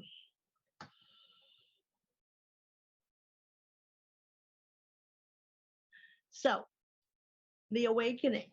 Now this one is dated, oddly. I didn't realize it until I opened the notes just now, but I was trying to actually work on when I started Willows Bend originally, because I remember differently, because I can't do timeline stuff as well anymore because noggin hit. But I thought it was started in 2019, and it was actually in 2018. So I didn't realize that. So we're going on year 4 of it. Hi, Crystalina. Welcome. We send lots of love right back to you. I took organ lessons and taught myself piano. Nice. I could do piano if it has the letter on the key. I can play it that way, but I never learned how to read music. It's all good. I do air guitar really well. So, what is your awakening? Your awakening is being spiritually aware or awake above the average levels of most people. It's also referenced if someone isn't in their awakening process or had started it, that they are still asleep. Not that they're literally sleeping, but they're just not aware of all that does exist outside of that box. That I use the box analogy because it's like you're living in a box with a lid on beforehand and you have no idea what's outside of that box. But when you start having your awakening, it's like the lid comes off and you're like, holy crap, I didn't know all this was out here. And you start, getting brave and climbing over the box and going and wandering around to check it out. Just get some flashcards. Yeah, I never learned how to read music, so I can't do it that way. But if the letters are played out on, written on the bars and then put on the keys, I can do it that way. I taught myself how to play at least the first half of what's that song? The Rose. Like some saying, "Love, it is the river." Um, I can play that out, but that's it. So 18 signs of your awakening, and you give yourself 1 point for each one that applies. So let me know when you guys are ready, and I will start so we don't have to keep backtracking to repeat each one. Linda does it by sound. Yeah. Yeah, I don't have access to a piano to further learn it. I only was exposed for like a weekend, and that's where I taught myself the Rose. Yep, great song. And they had the letters written on the keys, which made it easier. And then they did the same thing with the sheet music, so I was able to copy it, and so I did it. Can't read music, can't sing, play an instrument. Sing like no one is listening, and that it's not you don't have to be a professional. Just do it to enjoy putting that energy out into the environment. It definitely raises your vibrate higher by doing it. Play by ear or music. Cool. All right. So if we're ready, number one, like I said, you're going to give yourself 1 point for each one that applies to you. And this is going to help you identify where you are in your awakening, what you resonate with is truth, and how you view things or not. So this is what I wanted last time and I couldn't find it. So number one is intensified perception. Your perceptions are vivid and direct. You see the world more in childlike ways. You're struck by wonder and beauty. The world is more brighter and a fascinating place than it was previously. You're captivated by nature, and you can have increased sensitivity and openness to have experiences. So you can get stopped in your tracks and gobsmacked by the beauty of a flower, or be fascinated by a little bug on the ground that you've seen that bug all your life, but now you're actually looking and watching it, and you can be, stopped in your tracks and amazed by it. Things like that. My neighbor's always singing like no one can hear him. It's lovely. Yeah, that's awesome. So number two is your more raised presentness and timelessness, which means that the present becomes way more important. Being in the now moment of everything, you spend less time recalling the past and more time looking forward to future events, and that you focus on present experiences. Time can seem to slow down, speed up, or even disappear altogether. There's an eternal now when past, present, and future can all merge into one, to where you just stop being aware of time altogether. I do that for example, when I bring somebody in spirit wise for you guys to talk to. I'm not aware of time passing or how much time has passed. So I had no idea how late it got that night because I wasn't aware of paying attention to the time. There are other times where time either does seem to speed up or I lost time because I was in the now moment. Used to teach music, very cool. So give yourself a point if that applies.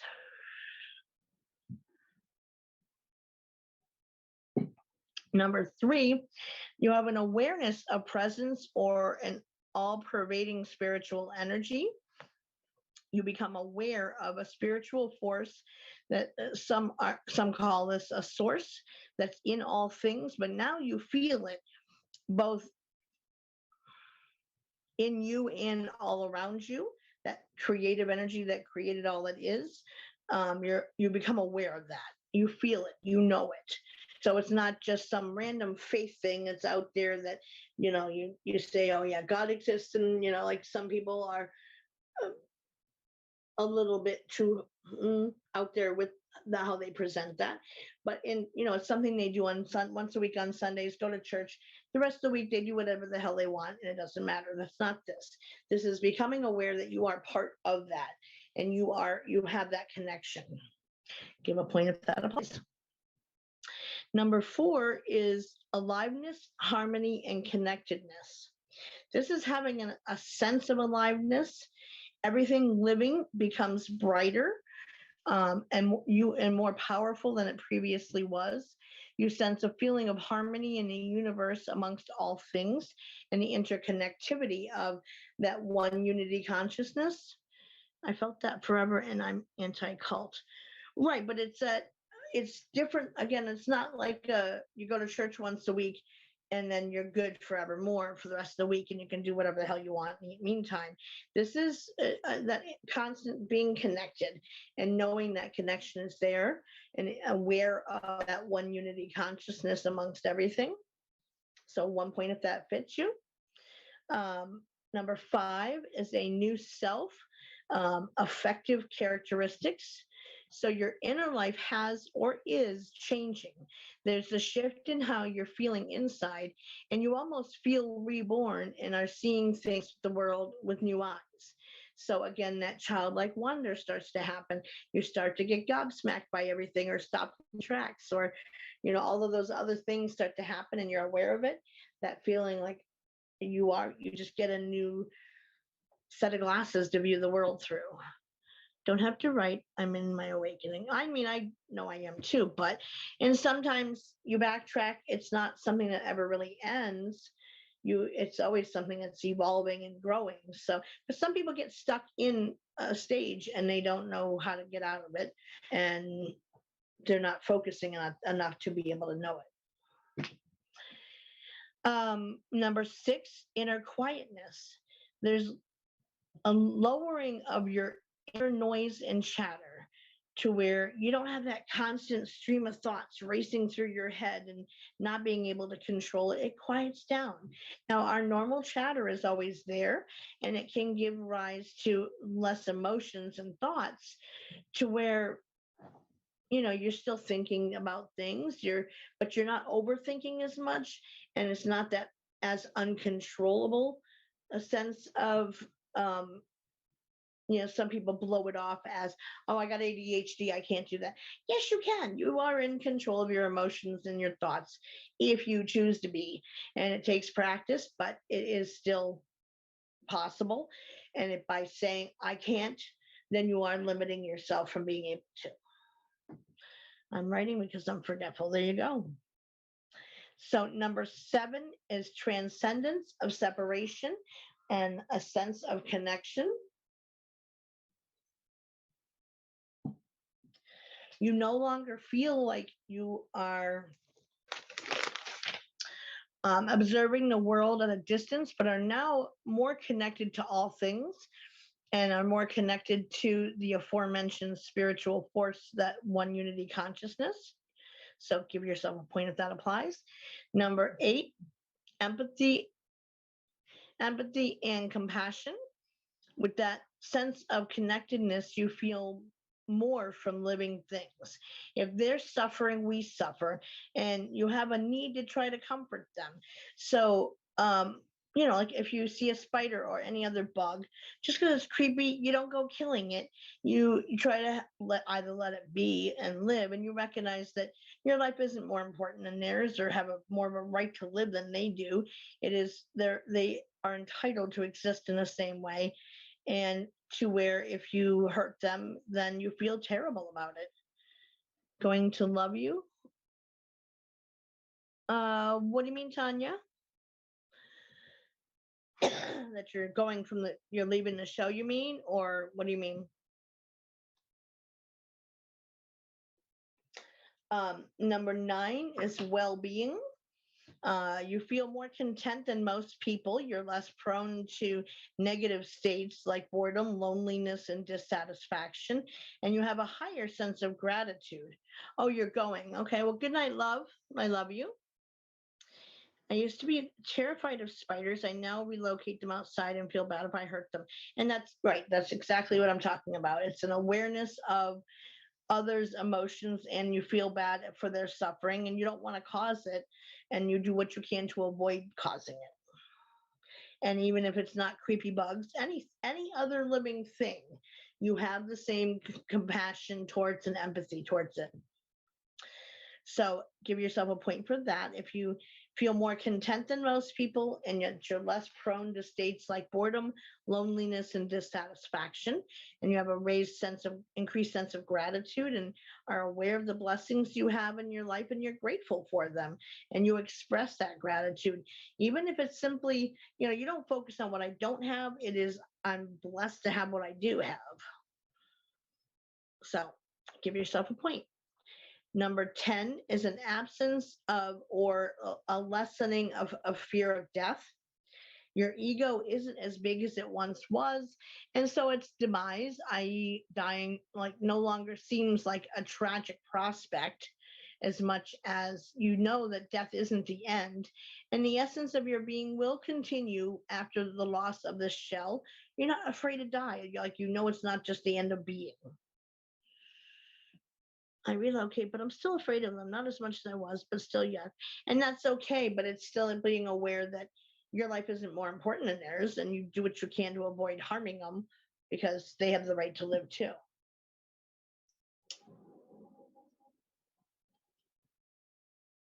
It's not as much as okay, for example, when the World Trade Center stuff happened, I I didn't know anybody personally who was there and who lost their life from that.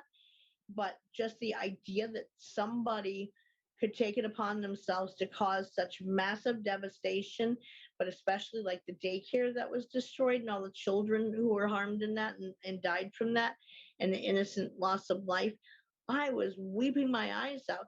And someone in my family is like, "Why are you crying? You don't know anybody there." They didn't understand. But to me, I felt all that pain, and I had to step away from the TV because it was too much and was overwhelming me. I was taking it on as my own and intensely feeling and experiencing it versus observing it.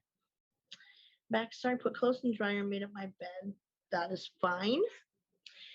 So give yourself a point if that applies. Absolutely, Nancy. So number 11 is lack of group identity. Whereas people have always felt a need to categorize themselves like they're Democrat, they're Republican, American, whatever, we give labels. Now there's not as much need to have a pride in labels, because they've become more superficial and meaningless. And you also feel less judgmental towards other religious beliefs, and you realize that the difference in traditions are simply expressions of the same underlying truths. So let's see, I have mice and possums as roommates. Yes, you do. Yeah. Back had to deal with Iona's minor crisis. Better than a major one than in recent riots. Yeah.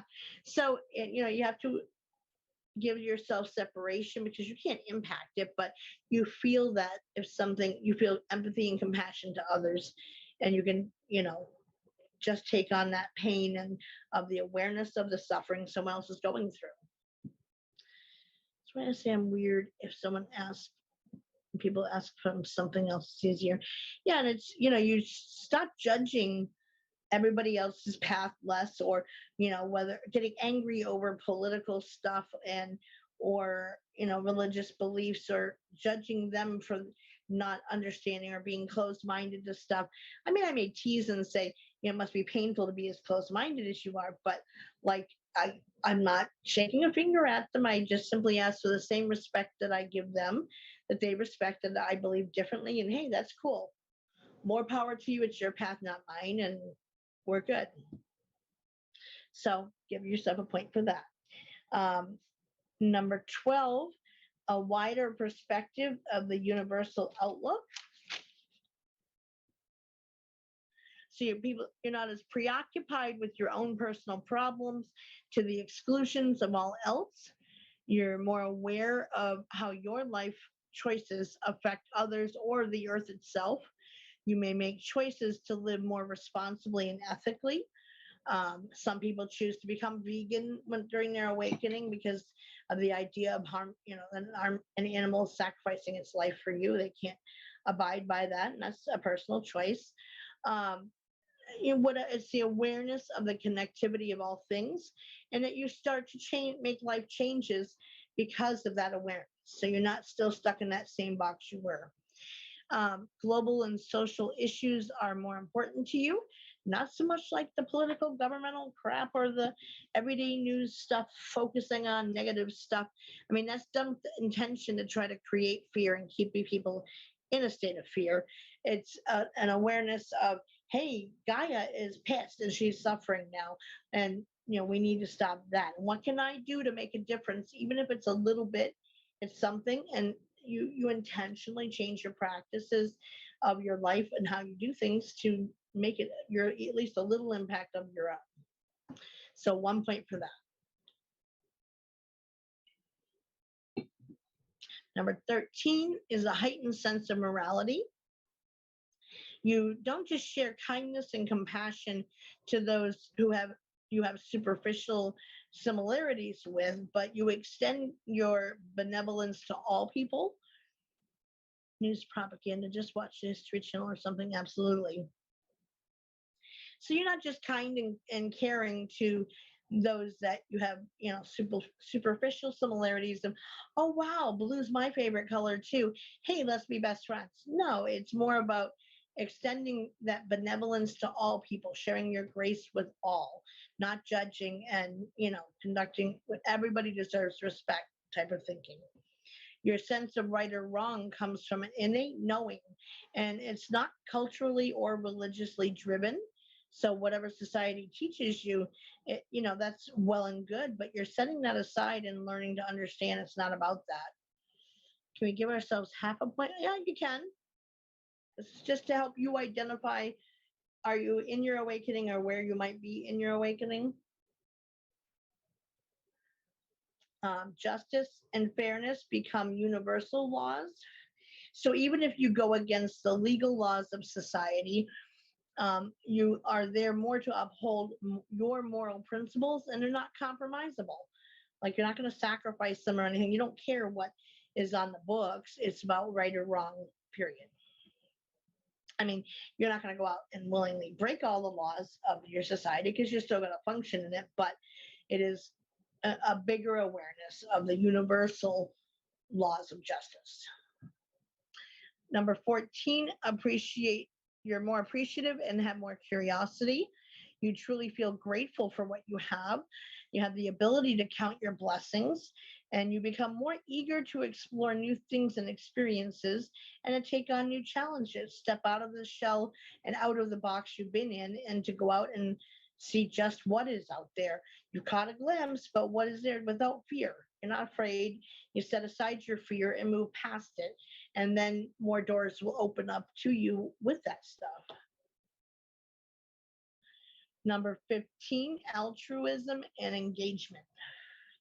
You feel more strongly about helping people and want to change the world for the better. Simple as that. Number 16, enjoyment of activity, the ability to just be in the now moment of where you are and enjoy it. You stop hating being alone or having quietness, and you start to relish it.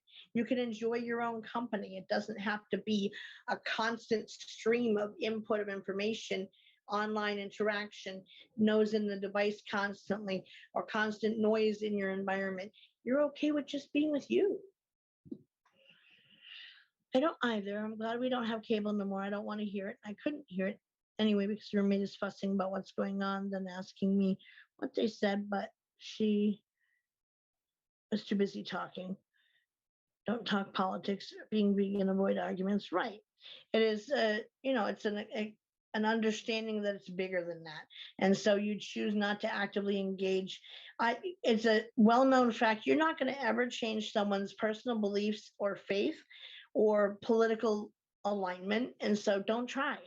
Like, it's going to intentionally pick an argument, and people can't handle just saying, hey, we agree to disagree, leave it there, move past it. Let's talk about something else. And they have to at each other. Right. And the preference, but it's not to the exclusion of I hate people. It is just you're okay with your own company. So you're just being in the moment. You don't have to be jumping endlessly from one activity to the other because you're okay with where you are. Number 17, non-materialism. Your impulse to accumulate stuff falls away. You no longer try to give yourself a sense of security by having things, they become less important. Your attachment to stuff of, being a clothes horse, or having to have, the next toy out there, the next biggest thing, the newest thing. You're trying to fill a void within you with those things, and it never works. That's why you keep seeking more rather than looking at what is causing that hole in you. That's what you're missing. Does collecting rocks count? It depends on what you're collecting them for. If you're collecting them because you are attracted to their energy and you work with them, that's different than I like them and I'm missing something in my life. I hope this works. Sometimes I need to regroup before I can be there for the next person. Absolutely, Lori. Crystal addiction, it's still an addiction, but it's understanding that of the why you're into it. I mean, y'all know I got a hella collection here, but at the same time, I had to stop and say, okay, you're running out of space to put all this, and do you keep needing to buy this, and this, and you already have this, and this, so now maybe back up and start only looking for those things that you maybe don't have yet, or you have enough, and leave it at that. And I'm okay that I don't drive the nicest car, have the nicest clothes, live in the nicest apartment. It's okay. My basic needs are met. Addicted to me, and exactly, Karen. That's what I do. I end up painting them not all like crystal rocks, but rocks. No, Sandy, absolutely. And so if I have someone in my life, it's because I choose you to be there, not because I need someone. And that if I choose to be with someone, they have to improve the happiness I feel with being by myself. Say, was collecting to pop someone upside the head with one. Well, that wouldn't be too enlightened now, would it, Renee? Cut myself back from buying any for a while. I've got enough, and I'm okay with what I have. I don't have time to work with every single one of them I have now. So it's kind of like, slow down a little there. They are earth and it's not junk, but it is talking more about materialism. You don't have to have the nicest car, keeping up with the Joneses, and keep having all the newest gizmos, gadgets, and toys. Excuse me, because you're worried what everyone else is going to think of you. It's that contentment with where you are, counting the blessings that you do have. So instead of constantly focusing on, I don't have this, I don't have that, and my life sucks, and stop and say, hey, I got a roof over my head, I have food to eat, I have clothes to wear, I have people who love me, I have animals who love me, I have enough. I am enough. I have enough. That's counting your blessings and being aware of them. And it's good to do that every day, to have that appreciation and awareness of that your basic needs are met and you're not lacking. And if you have, it's okay to still have goals you want to work on, of course, or places you want to be or things you want to accomplish, but it's at least the awareness of the being blessed to have what you have. Addicted to finding them. Yep, that's always good. I got my truck is a 2003, so not too far ahead of you there, Sandy. You're also a good keepsake for kids when you're gone. Yeah. So, it's about your reasoning and to be aware of your blessings. So you're not so wrapped up in the materialism. You don't have to have stuff to make your life have value or to prove you're successful or anything else. That's not as important, because then you're worried about what everyone else thinks rather than taking care of your own self. So give yourself a point if that fits. Number 18, you live more authentically. We've been taught to be a product of our environment, culture, etc. Now, though, you're more likely to follow your own impulses, have more confidence in your choices, and are more likely to stand by your choices and not waver. You're less likely to always worry what others are thinking about and always trying to please other people, and understanding screw that, what everyone else worries about and thinks of you doesn't matter. They need to be worried about their own self and their own path. And if they have an opinion of you, that's their issue, not yours. Not my circus, not my monkey. My Honda's a 99. I don't want to hang this week, but tons of sea glass. I love sea glass.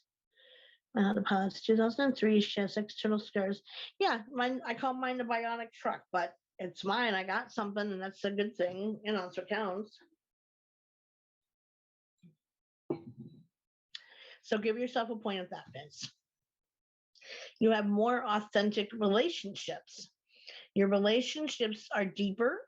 You shift your focus away from wearing the mask and more towards being you.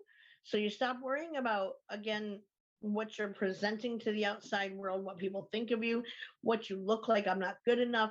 No, you are good enough, and you own that you are good enough as you are, and that you don't have to put on a mask of fakeness to try to fit into a box that someone else has made for you. You are your more authentic self. So count up your points and see how many you have. And that will help tell you, are you firmly in your process of awakening, or you still got work to do. Sea glass is beautiful. I have several pieces of it, and I have a big, it's a 1970s style. The old glass canisters, like for sugar, flour, coffee, whatever, but they have the lid. It has like a rubber thing to keep it closed, but it has not crystallized, but the glass is cut in like a design on the top a little bit, but the whole thing is clear glass. I have that in my bathroom, and that holds my seashell collection. There are 19 of them, Chris.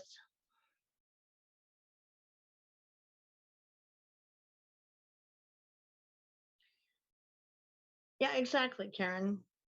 There's 19 total, Sandy. And go over the headlines again real quick. Let's see. Go back. Okay. Intensified perception. There is higher presentness and timelessness. There's 2. Number 3, awareness of presence or all-pervading spiritual energy. That's number 3. Awareness, aliveness, harmony, and connectedness is number 4. Number 5, a new self and effective characteristics. Number 6, inner quietness. Number 7, transcendence of separation, a sense of connection. Number 8, empathy and compassion. 9 is well-being. 10 is absence of or lowering of fear, having a fear of death. Number 11 is lack of group identity. 12 is a wider perspective, the universal outlook. I got 18, 2 or 1/2. Well, that's okay if you got 18 of them. Number 13 is heightened sense of morality. 14, appreciation and curiosity. 15, altruism and engagement. 16, enjoyment of activity, the ability to just be. 17, non-materialism. 18, living more authentically. And 19, having more authentic relationships. So if you got like 18 in, like out of 19 or what have you, then you're rocking it and you are firmly ensconced in your awakening. If you have like a really single digit lower number, well, then you're just starting out on your path, and that's okay. But this helps you to identify where in it you are. If you're firmly in the middle of it and, actively working in it, then in that space, that's a good thing. Okay, 19. Yeah.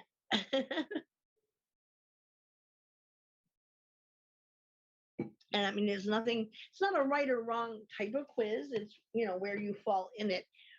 Like I said, if you got a lower single digit number, it just means that you're on the beginning end of your awakening and you're just starting out with it, and that's okay. And it's a self-perception thing and awareness for yourself of where you are and that stuff. So all of that, yeah, and there's nothing wrong with wherever you are on the path. There are people who think they're stuck and can't move forward, don't know how, whatever. It's a matter that you don't stop moving forward. That's what unsticks you, is the willingness to keep moving forward. Exactly, Sandy. And that's a positive. So again, there's no wrong answer to this. It's just for you to identify where you are on your own path for you, so you know where you are in the awakening process, and wherever you fall is that you're in it is good. Path never ends. Nope. You never stop working on growing more and becoming more. But understanding you're good enough as you are, but you still, there's always inner work to do and more to learn, more to grow from. So the next topic I have, this is my very first notebook for Willows Bend, way back when. And the next topic I have in here, so I'm also looking at it from the standpoint of what has been covered since we've been with Katie that is safely archived. And so some of these have been covered and are safe with her. Others, I mean, if you want to review them, I have no issue representing them. Exactly, Kim. So the foundation of the Wiccan beliefs, we have done that before since we've been with Katie. Psychic gifts we covered tonight. And here is also gemstone basics. Now, we covered the topic a couple of times through the old original Willows Bend. The second time I covered it that did get lost was a 2 or 3 part show because there was so much information. This one just covers the basics of that. The awakening we just covered this and last week. The next one is astral travel projection, and the Akashic records are the next 3 topics in here that have not been done with Katie's and are saved. So if that's what you are cool with for next week, we can do those next week. And then, because again, these shows, when I first started Willows Bend, where the network I started them on, she had a thing of the shows only having to be an hour or less. And so they're shorter shows. So, and sometimes half an hour, but I stretch to reach for at least an hour-long show for you guys to make it worth it. So, yeah. So if you want to cover gemstone basics and then astral travel projection, and then depending on how much time is left, we can go into the Akashic records after. You guys let me know if you're good with that. 62, 46. So, it's going to be for at least recovering. I don't have a time limit show. Nope. That's the wonderful thing about Soma-Fusion. So whatever you guys, like I said, I can lump the shows together to create a longer show. I'm not going to cut it off at half an hour for you guys. That's kind of sucky, but at least goes 45 minutes to an hour. I'm good. But like now, I mean, we're going on 2.5 hours. So basics on rock sounds good. minutes 27. Perfect. Okay, so we'll just work our way through this. Or, again, I don't have all the notebooks numbered. This one I know is my very first one because it's so, now I use spiral notebooks and this is just, kind of vinylly covered. And I believe it said, use your magic or believe in your magic. I don't remember. It's covered up now, so I'm not going to untape it. But I do have all my notebooks. So I know if I don't know, I will ask Sandy Griffin because she's kind of my bookkeeper, if you will, of knowing whether I've covered topics before and when. So bless her heart on that one. Yeah, so we can lump them together, and if not, it would be like the next week, because I know that we haven't covered the Akashic since it's been, with Katie anyway. So anything that was lost with the original group, the first almost 2.5 years of it got lost of the archives. So the rest of it has been done and saved on YouTube, Soma-Fusion website, all that stuff. I just love being on like-minded people is all, which is great. We both pieces close to mine, Pisces girl. Just love to everyone have a great rest of your week. You too, Sandy. All right, so we'll aim for those next week and then just play it by ear as we go along. And if I have any questions on have we covered this since we've been with Katie, I'll either ask Katie or ask Sandy, because both of you kind of keep track of that for me. Bless your hearts on that one, because I sometimes lose track. But some of them I know are really old topics we've covered ages ago. So anyway, so the next one, let's see, where are we tonight? We are on the, the 10th. So next show will be on the 17th, 8 p.m. as always, and then book group on the Wednesday, the 19th at 8 p.m. So there we go. So thank you everybody for coming. Love to all. Again, like, share if you haven't already. Subscribe to Soma-Fusion if you haven't already. Then you'll get all the notifications, and not just in my show, but if you have an interest in, any of the other shows that are up on Soma-Fusion, if you vibe with them, fantastic. There are a bunch of other shows that we have on the network, so you have access to that from paying for the subscription. So it's not the benefit of just having my shows archived, but you can get all the other ones on there too. You're very welcome, Karen. My youngest is 36. My oldest is 42. I am so glad you made it, Chris. And you too, Linda. And for everybody, Ronnie, all of you who don't normally make it to the show, it's great to see you again as always. I had more antibiotics on you. Sorry about that, Renee. So love to all of you, and I will see those who are interested in book group Wednesday night, 8 p.m. Eastern. Yes, you can have video chats in the book group as you wish. That's fine. If someone doesn't want to participate, get notified of it, leave the group. That's fine. It makes a new room every single week, so we're just using that one for now anyway. So I do think that by me adding the date into the event notice, it will label the room with a date, is my hope. And then to avoid all that confusion of which is the right room and which isn't. So anyway, you're welcome to do what you want in there. Party on, Yep. I'm thinking that's why we can't date it in the middle of once we open the book group, we are not allowed to add a date to it.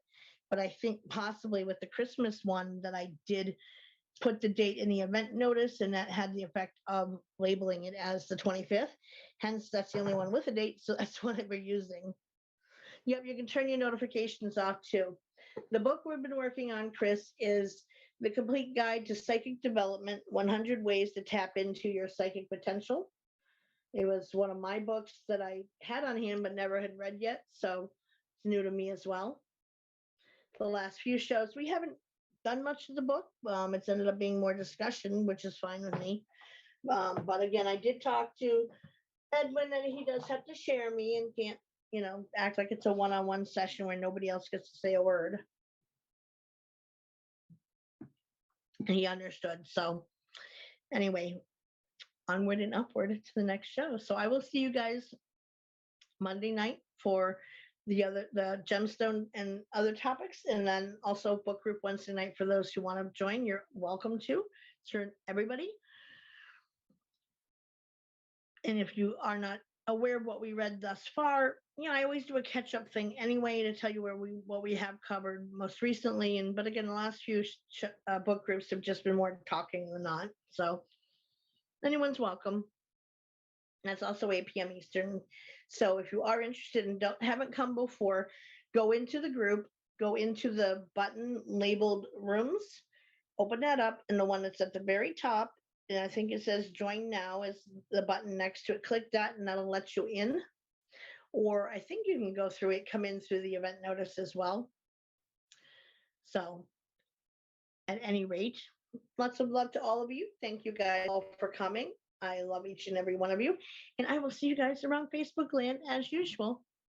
Have a good night, everybody. Lots of love.